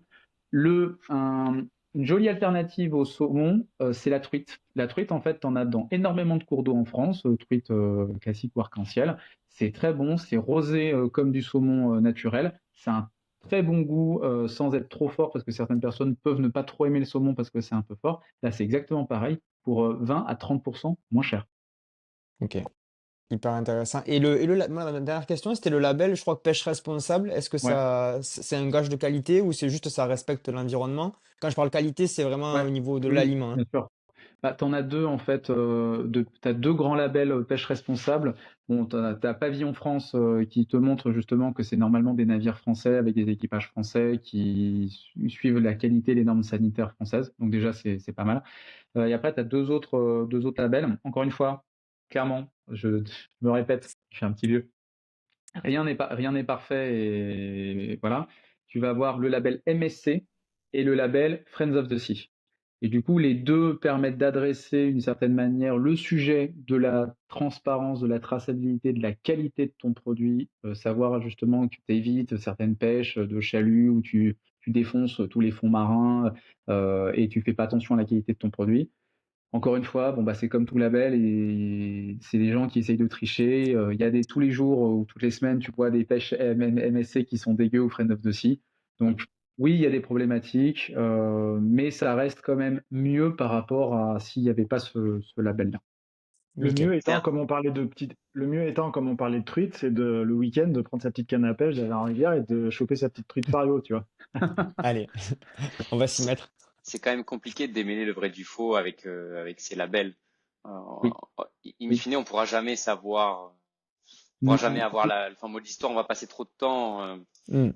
Ça permet, c'est un mini garde-fou, quoi. c'est effectivement, en gros, on te donne, c'est des directions que les éleveurs, les agriculteurs peuvent prendre pour aller vers du mieux. Ça ne veut pas dire que c'est, encore une fois, parfait et que tu vas arriver à répondre à toutes ces questions-là. Et c'est pour ça que le bio, c'est intéressant parce que c'est un label public avec un très gros cahier des charges réglementaires. Les labels un peu plus privés et tout, on est toujours un peu mesuré parce que, en général, c'est du coup un très gros enjeu business. Exactement, exactement. Et dans l'assiette, pour faire la transition après avec les protéines végétales, comment dans la semaine on répartit viande rouge, viande blanche, poisson et protéines végétales pour les auditeurs? Est-ce que vous pouvez me donner à peu près, vous, ce que vous conseillez justement? Bah, si tu Vas-y, veux, hein, je vas-y. commence après. Ouais. Alors moi, c'est ce que je disais tout à l'heure. Honnêtement, tu vois, la viande rouge, je la répartis pas tout simplement parce que moi, je mange de la viande rouge que pratiquement quand je vais au restaurant. Donc, je vais au Que un restaurant kiff. ouais, une fois par mois. C'est le seul moment où je mange de la viande rouge. Ça peut arriver après que je fasse des recettes à base de viande rouge, s'il y a un haché, soit un parmentier ou Hmm. etc. Mais c'est plutôt rare. Moi, la viande que je vais consommer en semaine, c'est plutôt de la viande donc blanche, donc de volaille. Et comme le disait Ben, j'aime bien une fois par semaine en général, j'essaye, alors au moins tous les 15 jours, d'acheter un poulet rôti en fait en rôtisserie. Soit un poulet que je fais rôtir après au four, ou soit directement dans une rôtisserie un poulet. Et là, ce qui est intéressant, c'est entier. Après, je fais alors un peu moins maintenant, mais sinon l'hiver aussi, je fais des petits bouillons d'os après ce qui reste, parce que c'est très intéressant en termes de collagène, hein, Ben l'a dit tout à l'heure. Et même l'hiver, quand on fait des pot-au-feu, on va chez son boucher, on achète des viandes pour faire en fait du pot-au-feu, on mélange avec des légumes, etc. Et après, on met un os à moelle, etc. dedans. Donc, on a aussi à la fois le collagène et tous les éléments nutritifs pour justement avoir une belle peau, etc. Et on s'affranchit du coup d'acheter des compléments alimentaires sur du collagène. Donc, moi, je répartis ça comme ça. Et après, ça va être aussi du poisson, pas mal. Euh, mais là encore, une fois par semaine. Donc c'est le poisson, donc des petits poissons, donc ça peut être en boîte comme j'ai dit tout à l'heure, ou alors des fois je m'achète des petits filets de truite justement que je mets au congèle et que je fais au four en fait une fois de temps en temps. Et après, euh, donc une fois de temps en temps, c'est vraiment le vrai temps en temps. Donc c'est une fois par semaine du vrai poisson, donc soit volaille, soit poisson, pardon. Et après, sinon, ma source de protéines, ça va être que les œufs en fait, comme je disais tout à l'heure. Mais ça, Ok. c'est moi, C'est c'est-à-dire toi. que voilà. Et après, si, pardon, j'ai oublié, c'est en produits laitiers, parce que je consomme aussi du fromage blanc. Alors moi, je suis plus chèvre ou brebis en termes de laitage. Et après, je me fais souvent une petite touche de miel sympa parce que il y a un apiculteur que je connais, mon petit fromage blanc, et voilà. Et en fait, c'est juste ça. Voilà. Et en Et termes de protéines, ouais, et sur les protéines végétales, qu'est-ce que vous pouvez conseiller justement pour les auditeurs qui, eux, justement, moi, cherchent peut-être des légumineuses ou quoi? Après, je te laisse la parole, Pierre. moi, du coup, j'ai plus ou moins le même bol alimentaire qu'Hugo, en mangeant un peu plus de poisson et surtout en ayant beaucoup plus d'apports en protéines végétales. Euh, En fait, je suis agro et je vois sur le terrain, donc j'aime bien manger la bonne viande quand je sais d'où ça vient. Et justement, en général, c'est très difficile de savoir réellement d'où ça vient. Donc, je préfère me dire, je mange de la protéine végétale, même si encore, comme je le disais, hein, j'adore le goût de la viande et c'est trop cool. Mais encore une fois, d'un point de vue environnemental et même santé, je sens qu'aujourd'hui, en ayant réduit un peu ma consommation de viande rouge, je suis en meilleure forme sans forcément avoir changé quoi que ce soit, juste augmenter ma part de légumineuses dans mon bol alimentaire. Moi, je vais manger maximum une source de calories animales par jour.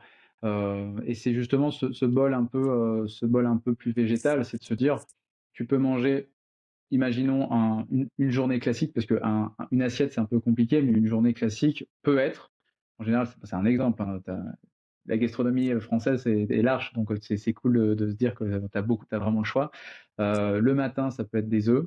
Dans le midi, ça pourrait être justement à ce moment-là une sorte de dalle de lentilles, hein. Tu fais des lentilles corail avec un peu de curry et du riz à côté. Et le soir, tu vas aller soit sur un bouillon d'os que tu auras fait un petit peu en amont, quelques jours, ou même mois avant, ou que tu auras mis au congèle. Et où justement, pareil, un chili sin carne, par exemple, avec soit des protéines végétales texturées. Alors oui, tu entends des protéines de pois ou des protéines de soja texturées. C'est peut-être un peu transformé, certes, mais ça te permet aussi d'équilibrer et d'avoir une autre source de protéines végétales.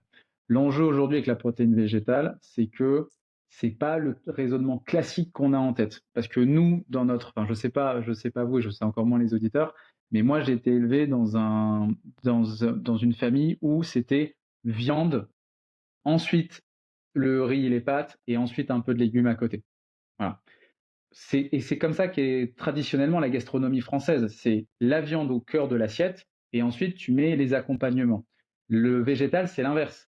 Déjà, il n'y a pas du tout de viande, mais c'est pas les légumes d'un côté et les féculents de l'autre. C'est des légumineuses qui sont à la fois des sources de protéines et des sources de glucides, qui sont à la fois un peu des légumes.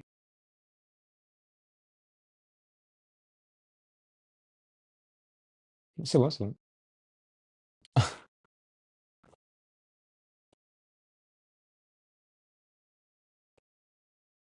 Donc, ce sont à la fois des légumes et des glucides. Donc, il y a justement cet enjeu de repenser la manière dont on cuisine. Au début, c'est l'enfer. Vraiment. C'est très chiant. Enfin, c'est même pas c'est chiant, c'est presque anxiogène. Tu sais pas comment cuisiner, tu sais pas quoi faire, tu sais pas quoi faire avec tes haricots rouges, tu as l'impression que c'est dégueu, enfin, tu sauras jamais comment faire. Enfin, vraiment, au début, j'étais un peu paumé. Et en fait, tu vois, aujourd'hui, il y a Instagram et YouTube et c'est génial. Tu as plein de recettes extraordinaires de personnes qui font des trucs trop bons et tu as envie de le faire. Et c'est très simple. Parce que parce qu'en fait, en général, tu as juste à faire mariner des choses, à les cuire à feu doux pendant 20-30 minutes dans ta poêle, dans ta casserole ou au four. Tu n'as finalement pas besoin de faire grand-chose. Et c'est ça le vrai frein aujourd'hui à l'alimentation végétale, au-delà du fait que tu vas avoir peur de ne pas avoir tes protéines végétales, parce que oui, effectivement, d'un point de vue qualité et quantité d'acides aminés essentiels, c'est moins il y a un peu plus d'antinutriments dans le végétal et tu as un peu moins d'acides aminés essentiels dans le végétal. Ça ne veut pas dire de ne pas en manger, ça veut juste dire de bien varier, déjà. Et le deuxième frein, c'est juste se mettre un peu à refaire de la cuisine. Et juste de l'organisation. Et du coup, c'est un peu moins facile de se dire, oh meuf, qu'est-ce qu'on mange 10 minutes avant, tu te fais cuire un steak ou des œufs, bah ouais, ça met 5 minutes, c'est fini, etc. Là, non, il faut un peu plus de préparation en amont, mais c'est juste un peu de préparation et un peu moins de place justement au côté un peu last minute. Pierre? Finalement, vous arrivez à avoir vos apports de protéines sur la journée avec ce mode de fonctionnement. C'est Ah pas oui? juste une vue d'esprit de mecs qui font 65 kilos. Non. Non, alors par contre, c'est intéressant ce que tu dis, dans le sens où on peut avoir tous les nutriments qu'il faut par le bol alimentaire. Ok. Par contre, après, il faut aussi considérer son activité en fait physique. C'est-à-dire que si je suis un sportif qui s'entraîne 4-5 fois semaine de manière assez intensive, et si je suis dans un objectif de construction musculaire ou de maintien musculaire, bien évidemment que ça va avoir un impact sur mon alimentation, dans le sens où il va falloir que j'optimise ma propre alimentation pour couvrir mes dépenses caloriques et pour répondre à mes objectifs. Donc là, on est dans une autre démarche parce que soit ça va se faire par une augmentation en fait de l'alimentation, donc il va falloir que je mange plus, toujours dans le cadre équilibré, etc., de tous les éléments qu'on a vus précédemment, mais quand bien même il va falloir que je mange plus parce que on prend les ratios 1,5 g à 2,5 g de Énorme. protéines par kilo de poids de corps, par exemple. Je veux dire, ça voudrait dire, si tu calcules, voilà, tu te dis, c'est énorme. Je vais pas, quand je vais finir mon entraînement, ou sur la journée, m'enquiller genre 3-4 steaks hachés supplémentaires, tu vois, pour couvrir ses besoins, tu vois. Je vais pas faire mon gros américain à manger devant ma télé pendant 10 ans, là, parce que j'ai fait beaucoup de sport, et voilà, non, ça peut pas marcher comme ça. Donc là, par contre, ça va être intéressant de se tourner vers des compléments alimentaires. Donc riches en protéines, par exemple, Mais ça va être intéressant parce que ben voilà, c'est quelque chose qu'on va pouvoir agrémenter, mettre sa petite dose de whey dans un petit yaourt à la fin de son repas, ou faire son petit shaker, ou faire une petite sucrerie protéinée sous forme de crêpes ou de galettes, etc. Et là, ça va être beaucoup plus sympa et beaucoup plus simple surtout, en fait, de répondre à ces objectifs en matière de quantité de protéines par rapport à ces objectifs-là. Et ça va rien changer au fait que, in fine, en base, de toute manière, mon alimentation sera déjà optimisée et équilibrée. Mais pour autant, je vais aller chercher dans la complémentation cette fois, ben en fait, ce que je vais avoir du mal à trouver dans l'alimentation globale parce que il faudra que je mange beaucoup et j'ai pas envie. Et en plus, ça coûte quand même, on a vu, très cher. On est dans une période d'inflation, etc. Donc acheter encore plus de viande, plus de protéines, etc. C'est pas compatible en fait, tout simplement avec ça. Et c'est un peu ça notre credo. C'est et notre outil Scannote, c'est là pour ça, c'est que nous, notre objectif, c'est de donner aux consommateurs le choix et hyper rapidement de se dire quel est le meilleur complément pour moi. Mais une fois, et si et seulement si, tout le reste, en fait, toute la base est solide. C'est d'abord tu manges bien, tu dors bien, tu t'entraînes bien. Encore une fois, on est sur un volet, enfin, on est focus un peu sportif. Et ensuite seulement, tu vas aller vers certains compléments alimentaires si tu en as besoin. J'ai une question par rapport à, tu vois, par exemple, là, on parle de quantité de protéines, mais est-ce qu'il y a une quantité de fibres, justement? Parce que c'est vrai que les fibres, c'est quelque chose qu'on va jamais chercher sur la boîte quand on va lire l'étiquette, par exemple. Est-ce que dans une journée, il faut une quantité de fibres par personne et par poids de corps? Est-ce que c'est quelque chose qui a été, est-ce qu'il y a des études par rapport à ça? Je sais pas si vous avez la réponse, hein. Je me permets de vous demander. Alors là, on te dira pas, enfin moi en tout cas, j'ai pas le chiffre en tête, donc je vais éviter de te dire de Ouais. bêtises pour me faire taper Pas de sur les souci.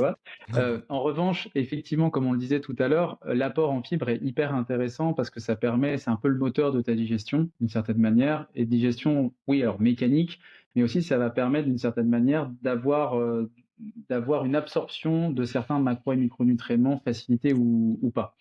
Donc ça, c'est un premier point. Et il faut faire attention parce que tu vas avoir des fibres qui sont fermentescibles et d'autres qui ne le sont pas. Donc en fonction de l'irritabilité de ton côlon ou en tout cas de tes intestins, il faut justement faire attention à ça. On sait de plus en plus, enfin on connaît de plus en plus ce syndrome de l'intestin irritable et même a fortiori du côlon irritable.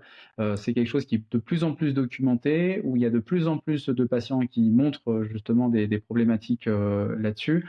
Donc c'est de plus en plus facile de se dire, enfin facile, en tout cas c'est de plus en plus cru entre guillemets par les médecins. Parce qu'encore une fois, nous, ça fait 5 ans qu'on a lancé Innate Sweet Trust. C'était un peu en dilettante avant, depuis 1 an vraiment beaucoup plus de manière régulière.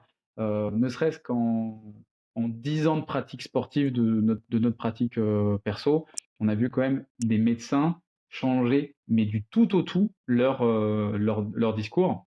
Avant, justement, c'était une hérésie. Enfin, les maladies cœliaques, le gluten ou le syndrome de côlon irritable, c'était juste un problème psychiatrique ou psy pour tirer le trait de certains patients. Aujourd'hui, bah, il y a de la littérature scientifique et il y a justement, on voit qu'il y a ça. Donc, c'est une des raisons pour lesquelles on n'a pas forcément envie de dire un chiffre ici. Bien sûr. Et je pense que surtout que vous aurez, et vous avez déjà eu, vous aurez d'autres intervenants qui sont spécialistes du sujet.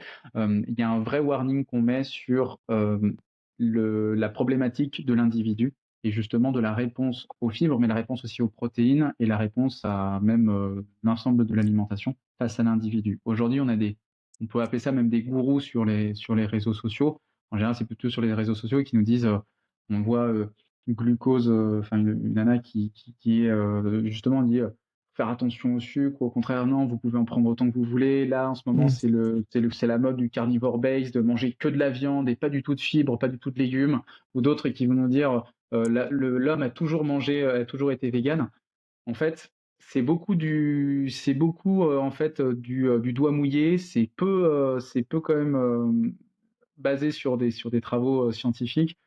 Et encore une fois, c'est des généralités et de la théorie sur les masses plutôt que l'individu. Donc oui, de temps en temps, du carnivore base, ça peut être intéressant, mais tout le monde n'arrive pas à se taper 500 grammes de steak par repas, quoi. Et juste dernier truc, ce qui est aussi je sais plus si on l'a dit, en tout cas, c'est bien de le redire. Euh, c'est que la complémentation, c'est pas quelque chose aussi qui est anodin. C'est-à-dire que dans tous les cas, par rapport à son objectif, il faut s'entourer de professionnels, donc diététiciens, nutritionnistes, médecins nutritionnistes, etc. Parce que en fonction de ses affinités, de ses objectifs, de ses intolérances qu'on a, de ses prédispositions à que sais-je, c'est pas quelque chose comme ça qui est on ne bosse pas à la douchette, quoi. Là, il faut vraiment être précis et il faut vraiment aussi savoir s'entourer d'un professionnel pour prendre les bonnes décisions et surtout pour établir sa feuille de route par rapport à ses objectifs et qu'elle soit validée, quel est le coup de tampon en fait du professionnel de santé.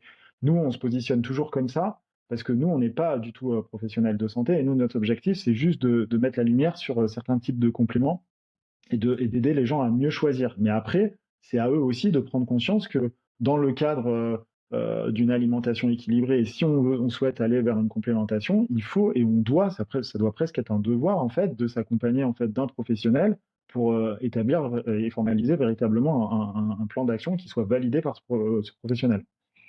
Ben, du coup, merci beaucoup pour cette précision. C'est vrai, pour les auditeurs, n'hésitez pas à aller voir un professionnel de santé, un médecin. Surtout quand on a un problème de santé, c'est hyper important. Autant quand on n'a pas de problème particulier, on peut essayer de se documenter ou quoi. Mais si vraiment on a un souci, de pas hésiter vraiment, si on veut tester un régime ou quoi, d'aller voir son professionnel de santé. Et dernière partie, peut-être la plus clivante, juste avant de vous laisser, les gars, c'est les produits laitiers. Tu en as parlé un petit peu. On aurait aimé avoir votre avis dessus.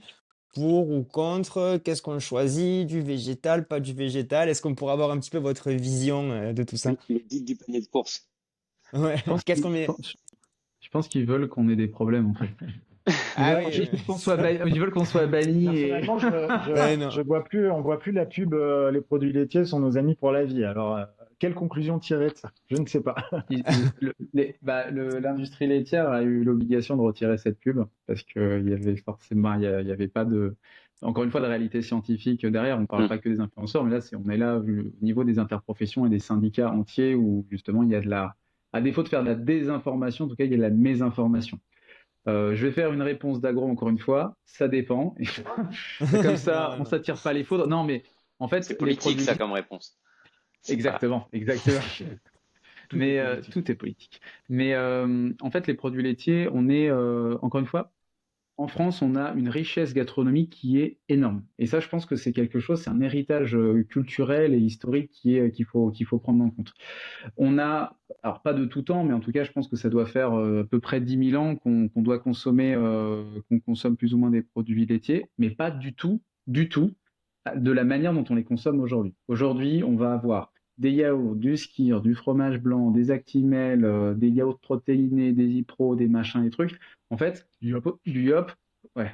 Est-ce que c'est vraiment encore un produit laitier sans cracher? Ah, le yop, ouais, je sais pas. Mais c'est plus du sirop C'est un au gel. lait. Ça, exactement. C'est très bien pour un ultra trail. Un gel effêlé. Exactement. Mais en fait, c'est ça le problème, c'est que du coup, aujourd'hui, tu peux potentiellement manger 4 à 5, voire facilement presque une dizaine de produits laitiers dans ta journée. Alors que tu prends un bon fromage, même un bon maroilles qui pue des pieds, un bon roquefort, ou même un Munster, ou un comté pour ceux qui aiment les choses un peu moins fortes, et moins les sensations un petit peu, un peu fortes. C'est pas du tout la même chose que se taper 2 Kiri et un Babybel.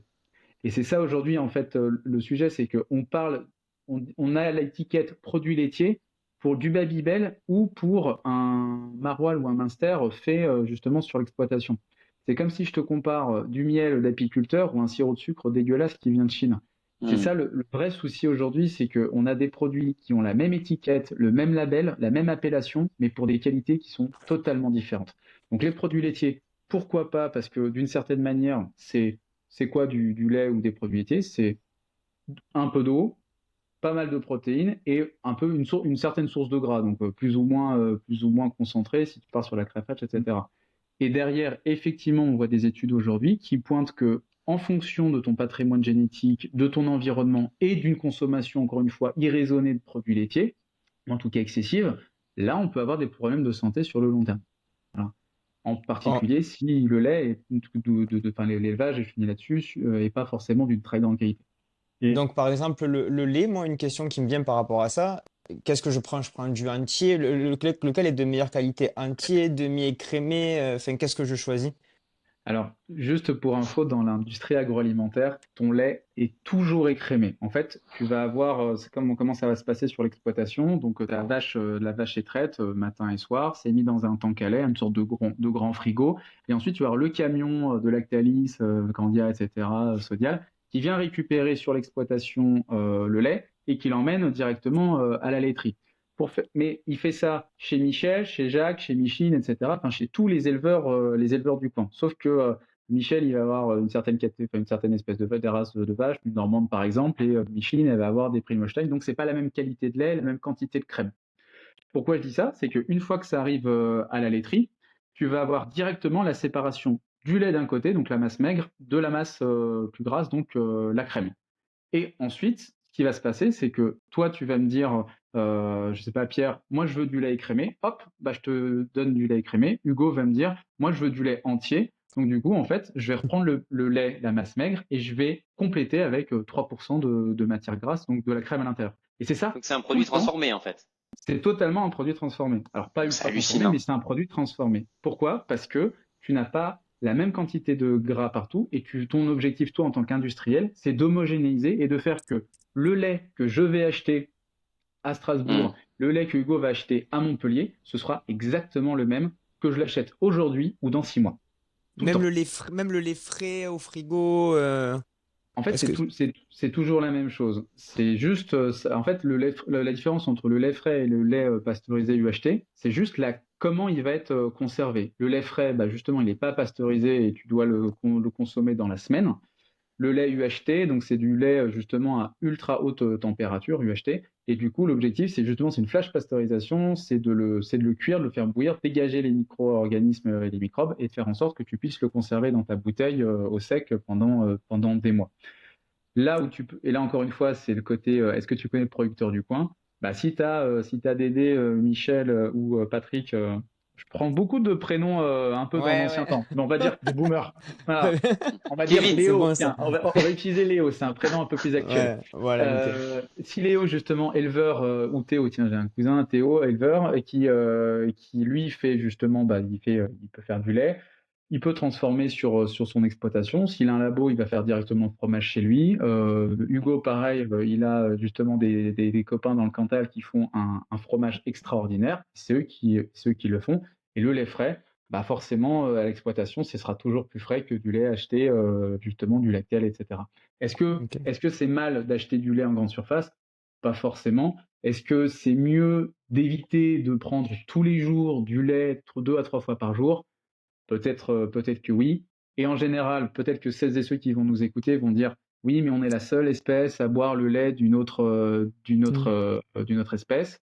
Alors oui, mais on est aussi la seule espèce à faire des podcasts, à cuire nos aliments et aller sur la Lune. C'est pas pour ça qu'on arrête de le faire. Et Mm. ouais, juste pour. Vas-y, Vas-y, Pierre, vas-y. désolé. Non, non, Ah, vas-y, ok. vas-y, je t'en prie, Hugo. Non, c'était aussi pour dire que le lait, ça remonte, on va pas refaire toute l'histoire, mais il y avait un lobby fort en fait derrière les produits laitiers, ça remonte dans les années 50, et en fait, dans la perception sociétale, en fait, en période de post-Seconde Guerre mondiale, le lait, les produits laitiers, c'est là où les premières barres chocolatées sont arrivées, parce que c'était un aliment en fait très nourrissant, très riche, et donc ça participait en fait à la nutrition en fait de l'homme et ça participait en fait à la reconstruction en fait du travailleur quoi. C'était ça en fait. Et quand c'est arrivé après dans les écoles, euh, si tu veux, en fait petit à petit, année après année, décennie après décennie en fait, dans le conscient collectif, le lait c'était synonyme de calcium et donc de solidité osseuse en fait. Donc tu prenais le lait parce que c'était une bonne source de calcium et en fait tu avais tes os solides. Sauf que en fait, tu vois, par exemple, le calcium végétal se fixe beaucoup mieux que le calcium animal. Tu manges des brocolis et des olives, tu auras beaucoup plus de calcium fixé par ton organisme qu'en buvant 1 litre de lait, tu vois. Donc, ce que ça veut dire, c'est que le lait, en fait, ça doit rester surtout, pour moi, en tout cas, un produit plaisir. Mm. Parce que c'est du fromage qui est raffiné, qui va être sympa à déguster, voilà, avec un petit peu de pain, c'est trop cool, c'est trop bon. Le yaourt, pareil, etc. Mais voilà, au-delà du côté plaisir, il n'y a pas comment dire, de prédisposition en fait nutritionnelle à se gaver en fait de produits laitiers pour dire qu'en fait, on va être plus fort, on va optimiser sa santé et on va avoir les os plus solides parce qu'en fait, c'est faux. Voilà. Donc, il faut faire aussi attention avec ça et sortir en fait de ce que nous a imposé un peu l'industrie agroalimentaire par rapport à la perception qu'on a du produit laitier depuis les dernières 50 années en fait, et ce que ça apporte réellement. Voilà. Finalement, je voulais juste rebondir sur ce que tu avais dit tout à l'heure, Hugo. Tu nous parlais alors, je suis pas sûr que ce soit bien ça, mais des fromages blancs et que tu consommais peut-être uniquement des produits de chèvre ou de brebis. Est-ce que tu Ouais. pourrais nous expliquer pourquoi? Ouais, alors ça après c'est Ben techniquement qui pourra expliquer, mais parce que ça fait longtemps que j'ai lu le bouquin. Alors déjà je trouve que les produits laitiers de brebis et de chèvre sont beaucoup plus savoureux, c'est-à-dire qu'il y a un petit goût que j'aime bien en fait par rapport à la vache qui est beaucoup plus lisse, qui est beaucoup plus Il y a moins de euh, typicité sur la vache, quoi. ouais, voilà, Hmm. en fait, si tu me dis que c'est pas de la vache, je sais pas que c'est de la vache, alors qu'un yaourt de chèvre, sans me le dire, je vais savoir que c'est du chèvre ou de la brebis. Et Ouais. moi, Ah, j'aime bien ça. Moi, je sais que le Le petit terme, je cahier, sais tu pas. sais que c'est du brebis, quoi. ah, ça, Voilà. tu sais, c'est du brebis, ouais. Et du coup, c'était par rapport aussi aux hormones en fait qu'il y avait dans le lait, c'est-à-dire que donc c'est les IGF 1 et Ouais. je sais plus combien, ou qui étaient beaucoup plus parce qu'en fait, souvent les vaches en plus elles sont en période de soit elles tirent le lait pour leur veau, etc. Donc elles vont être beaucoup plus chargées en hormones et à la différence en fait de la brebis ou de la chèvre. Donc du coup, moi en fait pour ces raisons-là, j'ai bifurqué. Alors déjà, je consommais plus du tout de produits de lait à boire parce que moi je consomme pas de lait à boire. Et après en fait, je me suis recentré en tout cas sur ces produits pour l'aspect gustatif en fait uniquement. Et ces histoires aussi d'hormones contenues dans le lait. Bah, t'as un peu plus d'hormones de risque, d'hormones de croissance, effectivement, dans du lait de vache versus du lait de chèvre ou de brebis, parce qu'en général, déjà, c'est assez rare que les gens, enfin, il y a quand même beaucoup moins de consommateurs de lait à boire, de chèvre ou de brebis déjà, et surtout, enfin, c'est pas exactement les mêmes process de lactation. Je fais, grâce à tous les auditeurs et auditrices qui nous écoutent, de mes cours d'agronomie d'il y a quelques années. Mais du coup, en fait, c'est juste une question effectivement de, de typicité et des interactions hormonales. Un peu plus de risque, s'il faut garder un truc en tête, un peu plus de risque justement d'avoir des hormones de croissance avec de la vache, Et du lait de vache. si tu consommes ton fromage blanc, c'est pour les protéines, c'est pour ça essentiellement, ou c'est juste plus un kiff? Parce que tu vois, Plaisir. on entend aussi beaucoup parler du skyr. C'est quoi la différence? Ouais. Ouais. Je vois aussi le Alors, petit suisse, tu vois. le- C'est quoi la différence entre les trois et qu'est-ce qu'on pourrait prendre? ouais, Bonne remarque. c'est une très bonne question. Vous avez beaucoup de bonnes questions et on va essayer d'avoir des bonnes réponses. En fait, t'as trois, justement, c'est les trois grandes spécialités des produits laitiers qui ont un peu le vent en poupe, surtout au niveau des sportifs. Alors, le skier, c'est la plus belle arnaque marketing peut-être, ou en tout cas le plus beau produit marketing jamais fait. Effectivement, des pays plutôt très nordiques. Grosso modo, le skyr, qu'est-ce que c'est? C'est un lait écrémé, donc c'est toujours un lait justement où on a enlevé la crème, et on a mis une flore bactérienne pour ensemencer et pour solidifier, comme on fait dans un yaourt. Hein. On met une flore justement, ce qui permet c'est Bulgaricus par exemple pour des yaourts classiques. Je me souviens plus du tout ce que c'est pour les skieurs, mais du coup, c'est quelque chose, donc un micro-organisme qui viennent figer, rendre en gel, en fait, le lait, et donc, du coup, le mettre en skier. Ce qui est intéressant avec le skier, c'est comme c'est du lait écrémé, tu as très peu de matière grasse. Donc, en fait, tu vas avoir sur 100 grammes, il me semble que tu as jusqu'à 10% pour certains skiers de protéines avec très peu de matière grasse et un sucre, donc le lactose, qui a été prédigéré justement par les micro-organismes, donc tu n'en as plus beaucoup. Donc, c'est un peu plus facilement à digérer pour celles et ceux qui sont un peu plus fragiles.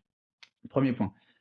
Le petit suisse, c'est plus ou moins la même chose, sauf que c'est du lait qui est un peu plus gras de base. Donc, il n'est pas du tout écrémé, donc c'est plus ou moins la même chose, mais du coup, tu vas avoir une quantité de protéines qui est un petit peu plus basse au niveau au ratio, et du coup, plus de matière grasse. Voilà. Est-ce que c'est mal, est-ce que c'est pas bien? Bah, en fait, avec la matière grasse, c'est aussi là où tu as plus de vitamine D, puisque la vitamine D, c'est une vitamine liposoluble. Enfin, du coup, elle préfère le gras, si on le dit de manière très triviale. Et puis en purée, en général, encore une fois, c'est notre côté peut-être un peu écolo. Le petit suisse, c'est sympa, mais c'est quand même dans des emballages plastiques individuels, non recyclables, non recyclés. Mm. Bon, peut-être qu'on peut s'en passer. Et entre les deux, tu vas avoir le fromage blanc. Le fromage blanc, c'est pareil, c'est du lait qui est plus ou moins écrémé. Donc un fromage blanc classique, c'est du lait plutôt riche en crème, entre peut-être 3 ou 20%, t'as fait sel, machin. Bon, bref, on va pas rentrer dans les détails. Et pareil, ça fait un gel, et puis c'est un truc sympa à manger. Et de plus en plus, on voit des fromages blancs 0%. C'est pas un produit ultra transformé, enfin, en tout cas, c'est transformé. C'est juste du lait écrémé. On a mis justement une autre flore, un peu différente du skyr, et on arrive à un pourcentage de protéines qui a pas grand-chose à envier au skyr. On est entre 7 et 8, voire 9% pour certains fromages blancs 0%.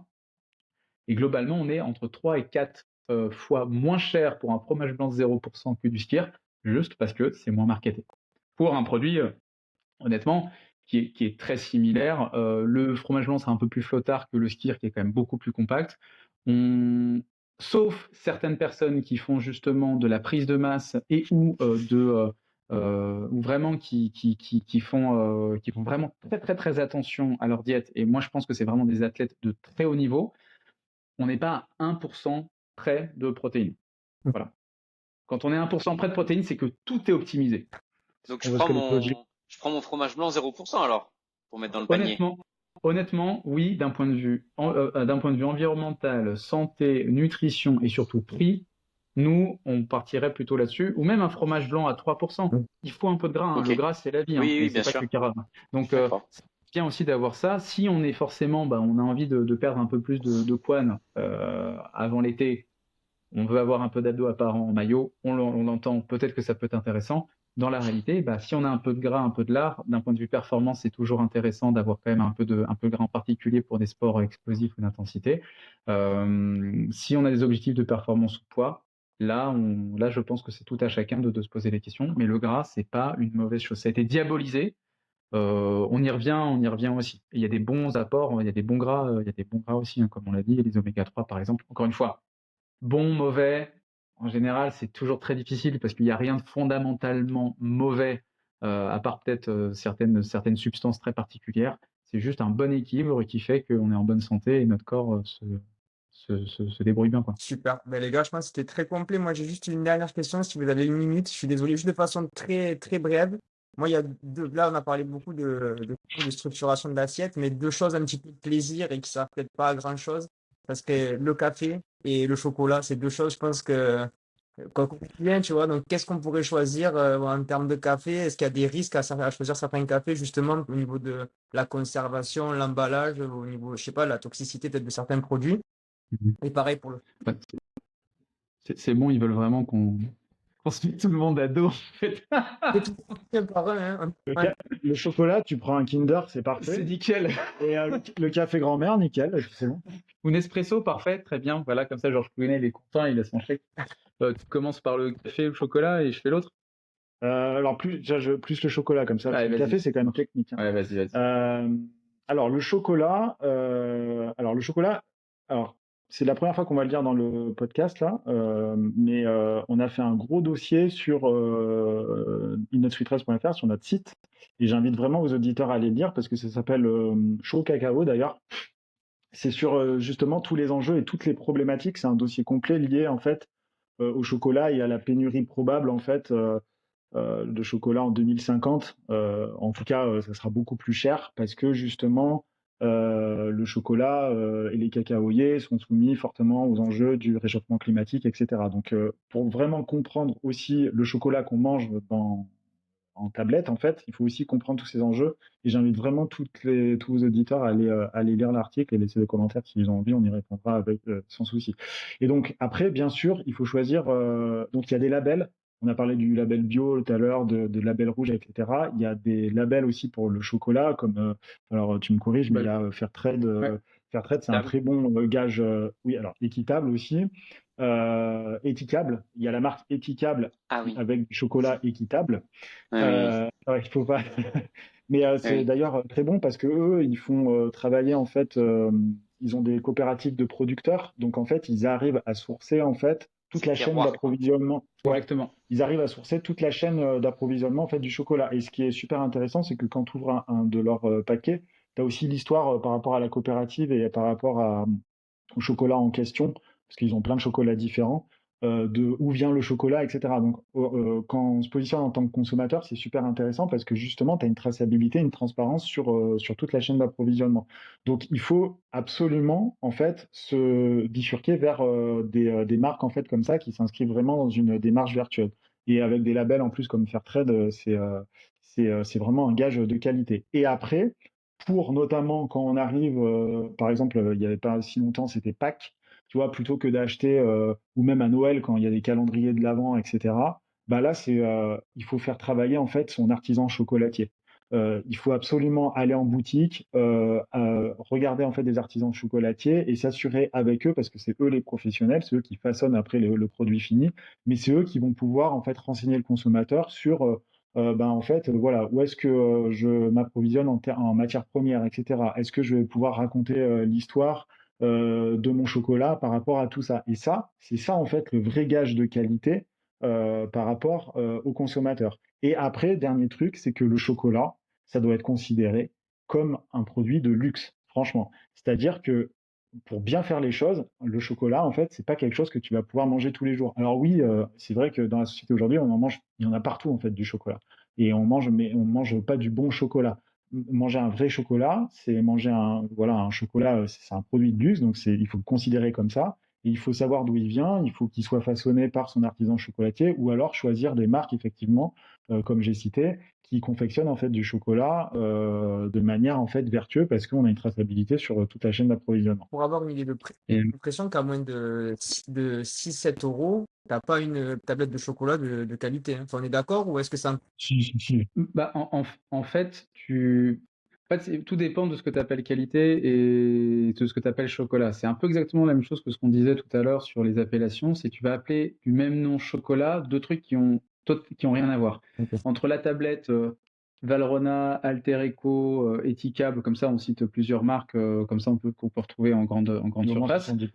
70%. Donc, t'as ça à côté. Et en face, tu vas avoir du Milka. Du Milka, Nestlé Dessert, etc. Ok. Voilà. Je vais pas dire que c'est de la grosse merde, mais c'est de la grosse merde. Dans le sens où, en fait, non, mais dans le sens où aujourd'hui, le cacao, et on va venir sur le café, c'est les mêmes problématiques. C'est de la déforestation massive. Pourquoi? Parce qu'en fait, il fait de plus en plus chaud sur le globe. Et les caféiers et les cacaoyers, c'est un peu des arbres, des arbustes un peu divas. Il faut de la chaleur, mais pas trop. Il faut du soleil, mais aussi beaucoup d'ombrage et d'humidité. Donc, c'est des arbres magnifiques. Enfin, moi, le cacaoyer, c'est mon arbre préféré. Pour bosser dessus, c'est vraiment top. En plus, c'est magnifique, les cabosses sont magnifiques, il y a plein de couleurs, c'est vraiment une diversité géniale. Mais derrière, en fait, c'est très compliqué, c'est de plus en plus difficile de les faire pousser. Donc, de plus en plus difficile pour les éleveurs, enfin, les cultivateurs d'avoir un revenu décent. Et du coup, tu as énormément d'enfants qui ont entre 8 et 9 ans qui commencent à bosser justement dans les plantations de papa et maman pour faire en sorte que la famille puisse vivre décemment. Et du coup, tu vas avoir des grandes boîtes type Barry Callebaut, c'est moi, machin, qui arrivent et qui disent ah, ou Nestlé, ah ouais, bon, je t'achète à un prix ultra bas ton cacao, et par contre, je te vends du Milka où tu as 20% de cacao et le reste, c'est de l'huile de palme, du lait dégueu en Et du poudre et du sucre. sucre, à un prix Alors, tu as l'impression que c'est pas très cher, mais au vu de la qualité des produits, c'est n'importe quoi. T'achètes à prix d'or du lait en poudre, du sucre et de l'huile de palme. Parce qu'en fait, quand on regarde aussi tout ce qui va être les spécialités Ferrero, Milka, etc., c'est souvent ça. Un premier ingrédient, c'est du sucre. Deuxième ingrédient, c'est du lait en poudre. Et ensuite seulement, tu vas avoir pâte de cacao et beurre de cacao. Donc, bon, voilà. Donc, c'est pas du chocolat que tu achètes. Versus des tablettes justement qui sont soit bio, soit commerce équitable, soit un peu tracées, etc., où tu vas avoir 40, 50, 60, même 70% de cacao à l'intérieur, soit de la pâte ou du beurre, forcément de meilleure qualité. Plus tu as de cacao à l'intérieur, plus tu as des bienfaits, entre guillemets, donc faire plus de minéraux, magnésium notamment, justement, dans du cacao. C'est plus intéressant d'un point de vue nutritionnel. On reste sur un produit de plaisir. Donc c'est comme le miel, on dit oui, il y a des vitamines et des minéraux, c'est quand même du sucre. Là, le chocolat, c'est du gras. Donc tu vas pas commencer à te faire ta supplémentation en magnésium en mangeant une tablette de chocolat. il faut garder les ordres de grandeur. Mais un carré, alors je serais moins vénère qu'Hugo là-dessus, un carré par jour de très bon chocolat, pourquoi pas. Par contre, te tabler la tablette devant Netflix, peut-être que tu as un peu mieux, que ce soit pour on parlait justement des petits poignées d'amour pour la plage, peut-être qu'on peut éviter. Mais ça fait du bien aussi du gustatif. À un moment donné, il faut se faire plaisir. Le gras, c'est la vie. Si tu manges pas bien dans ta vie, la vie est triste, quoi, ou est très longue. Donc c'est dommage. C'est dommage. Mais et les tablettes sont pas forcément plus chères. Quand tu regardes le delta, vraiment, c'est de l'ordre parfois de 40-50 centimes de différence entre un chocolat que tu vas avoir l'impression que c'est largement meilleur par rapport à du Milka. Ça, c'est pour le chocolat. Et pour le café, c'est un peu la même chose. C'est que du coup, aujourd'hui, tu vas avoir le café en capsule où potentiellement, on va dire que les arômes sont un peu plus préservés, etc. C'est partiellement vrai. Le mieux, c'est d'acheter même en grande surface. Pareil, hein, tu vas avoir Etikab qui fait aussi du très bon café, Malongo où ils font attention, etc. Enfin, ça, c'est deux très jolies marques en fait de café que tu achètes en grain ou moulu. En grain, c'est sympa. Soit tu as un petit moulin, tu moules tes grains toi-même, soit tu as une machine broyeur, ou sinon tu achètes moulu et tu mets ça dans une cafetière à l'italienne classique ou dans une cafetière plus commune, et ça suffit. Parce que la capsule, ça coûte mais tellement cher. En fait, tu achètes plus cher pratiquement au prorata ta capsule d'aluminium, même ou de carton de temps en temps, que ce qu'il y a à l'intérieur. Donc, quand tu vois des capsules de café, alors effectivement, le marketing espresso est très bien fait et tu as l'impression d'aller dans un Apple Store quand tu vas dans un espresso store et c'est très joli, hein, c'est sympa. Mais tu payes un prix d'or, un truc qui est pas non plus waouh. Alors que t'as des paquets de 1 kg de café qui vont coûter 5 à 6 euros. Ça va te faire, bon, si t'es comme moi où tu prends du café en intraveineuse, ça va te faire 2 jours. Mais au moins, ça va vraiment être beaucoup plus intéressant que d'acheter des petits tubes de 10 capsules à 15 balles. Nickel. Franchement, les gars, merci beaucoup. C'était parfait. Peut-être faire une dernière question. Je crois qu'ils doivent partir. Une très petite aventure à faire. Est-ce que tu as une dernière question? Non, non, c'était parfait, hein. Ouais. C'est très clair. Moi, j'en avais une petite dernière hyper rapide. C'est juste sur l'eau. Est-ce que l'eau du robinet, Oui. c'est bon? On peut y aller sans problème ou est-ce qu'il y a des petites inquiétudes? Bah, en fait, aujourd'hui, pareil, on est dans un pays où on a de la chance. On a un circuit de l'eau, C'est un service un public service public hein, que tout le avec monde nos paye. impôts. En fait, 94 à 96% des habitants de France ont une eau accessible, potable au robinet. Voilà. Encore une fois, potable ne veut pas dire exempt de toute pollution, de tout microplastique, de tout métaux lourds, Hors dom-tom. etc. Voilà, hors dom-tom, bien sûr. Mais globalement, donc en territoire métropolitain, c'est assez simple d'avoir accès à une eau de qualité. Dans certaines régions où on épand pas mal de lisiers de cochons, notamment en Bretagne, il y a quand même pas mal de nitrates dans les nappes phréatiques et du coup, la qualité de l'eau du robinet peut se retrouver dégradée ou même dans certaines zones de France où on va avoir justement des pollutions subies, que ce soit à cause de l'agriculture ou juste à cause du sol, on peut avoir certains risques. Mais encore une fois, c'est moins de 5% de la population française. Aujourd'hui, et de plus en plus, on va avoir des osmoseurs d'eau, on va avoir des carafes filtrantes, on va avoir justement, tout le monde va nous dire d'acheter de l'eau minérale. Alors, l'eau minérale, c'est de l'eau qui est censée être non traitée. Donc, oui, tu as potentiellement moins de pollution, mais tu peux avoir des fesses, enfin, du coup, du caca d'animal qui se retrouve, alors forcément dans des seuils vraiment dérisoires, enfin, de quantité vraiment dérisoire, mais tu peux en avoir quand même. Et récemment, il y a Nestlé Waters, donc tout ce qui va être Perrier, Épar, etc., qui ont triché. Il y a une grosse étude et ils ont montré qu'ils avaient triché pendant 10 ans. Donc globalement, en fait, d'un point de vue risque bactériaux Et et il y a moins pollution, il y a moins de points de contrôle en plus. et il y a moins de points de contrôle sur l'eau minérale en bouteille. Mais largement moins. Ouais. C'est Et surtout, ça coûte entre 100 et 500 fois plus cher une bouteille, enfin, au litre, c'est 500 fois plus cher une bouteille d'eau que de l'eau du robinet. Et en plus de ça, d'une certaine manière, tu payes déjà ton eau avec tes impôts. Donc Ouais. finalement, tu payes 2 fois de l'eau si tu Exactement. achètes de l'eau en bouteille. Et en plus de ça, c'est de la pollution parce qu'on reste toujours un peu écolo. De acheter de l'eau en bouteille, c'est quand même une hérésie environnementale. Ça, c'est le premier point. Les carafes filtrantes, pourquoi pas, mais il faut laver très régulièrement ton filtre ou le changer très régulièrement, sinon c'est un nid à microbes. Et il y a peu de carafes filtrantes sur le marché qui sont vraiment, vraiment intéressantes. Et le troisième point, c'est l'osmoseur à eau. Pourquoi pas, mais tu as quand même. En fait, l'osmoseur, globalement, ça va te. C'est un système, c'est un système un peu. Il me semble que c'est la force centrifuge qui va te permettre justement de dégager avec un système de filtre les impuretés en fonction de leur poids moléculaire. Mais tu utilises quand même beaucoup d'eau et d'énergie pour justement. Il me semble que tu peux aller jusqu'à entre 2 et 9 litres d'eau utilisés pour 1 litre d'eau que tu vas boire. Donc les calculs sont pas bons, Kevin, tout le temps. Voilà. Donc pour le dire trivialement, l'eau du robinet, ça reste la base.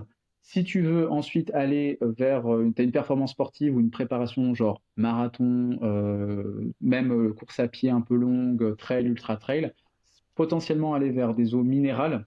Alors épars, pourquoi pas, parce que du coup tu vas avoir pas mal de minéraux, donc magnésium notamment et potassium pour justement en prévision et ceinture, mais plutôt ceinture en post-entraînement parce que c'est riche en bicarbonate, donc ça permet justement de limiter les courbatures et tout ce qui va être et améliorer la récupération. Et dans ton eau du robinet, tu peux mettre ça en carafe, tu peux mettre des petites billes d'argile ou de céramique. Si elle a un goût, des fois, tu sais, c'est un peu un goût genre pas bon, dégueu. Pas bon, tu la mets au frigo et il n'y a plus de goût après. Donc c'est nickel. Et il y a que le chlore s'évapore. Exactement, ouais. Et puis tu as des bâtons aussi de charbon actif que tu peux mettre dedans. Voilà. Et vous avez entendu parler de la gourde au co, vous en pensez quoi? En fait, le gars, quand tu le vois, il te balance de la boue et ça sort instantanément en eau très claire. Moi j'ai un naturel sceptique, mais ça c'est en général. Voilà. Pas que je vois le verre à moitié vide tout le temps, mais je suis quand même un naturel très sceptique, en particulier quand on fait des tours de passe-passe sur les réseaux sociaux. Il a l'air, lui et d'autres ont l'air forcément très, ils ont l'air de faire des choses très intéressantes. Je mettrais juste une alerte, pourquoi pas, mais encore une fois, il faut savoir vraiment comment ça fonctionne. Il faut être sûr que justement tu vas pas avoir une flore bactérienne qui va se développer dans le filtre à terme, ou en tout cas faire en sorte de bien avoir accès à ce filtre-là pour le nettoyer de fond en comble à l'occurrence régulière. Ou si tu as des éléments du filtre qui passent dans ton eau. Exactement. Et ça, c'est un vrai sujet aussi. On reste sur une gourde en plastique, donc forcément, tu vas avoir des bisphénols et des phtalates, donc des plastifiants qui peuvent migrer de la bouteille, du contenant vers ta flotte que tu vas boire. Je vois beaucoup d'avantages quand tu es, on en parlait, sur les territoires d'outre-mer où tu n'as pas forcément une eau du robinet très accessible, ou quand tu fais de la rando et que tu as de la rivière et ça t'évite de taper 2 packs d'eau dans le sac, ça totalement. Dans dans une journée quotidienne, est-ce que vraiment on a fondamentalement besoin en France? Je pense pas. Nickel. Mais ça sera le mot de la fin, je pense. Merci beaucoup, les gars. On va laisser de toute façon tous vos liens sur les réseaux, justement, en descriptif de la vidéo. Donc, si vous avez été jusqu'au bout de la vidéo, n'hésitez pas à laisser un commentaire. On essaiera, enfin, nous, c'est sûr, on vous répondra et on verra si Illnet We Trust aura le temps de vous répondre ou pas. Et n'hésitez pas à liker aussi la vidéo, ça donne beaucoup de visibilité. Merci encore, les gars, d'avoir été là. On a pris beaucoup de votre temps. Je suis navré, hein. Merci à vous. Non, avec plaisir. On s'est mis tout de l'agroalimentaire à dos en 2 heures, donc nickel. Mais non. On peut tout fermer. Mais t'as l'amour du peuple, donc c'est bon. Exactement. En tout cas, merci beaucoup pour l'invitation et puis à dispo pour répondre à toutes les questions, bien entendu. Super. Et merci beaucoup. Ça marche. Et à très très vite pour un prochain épisode alors. Ciao tout le monde. Salut. Au revoir. Désolé.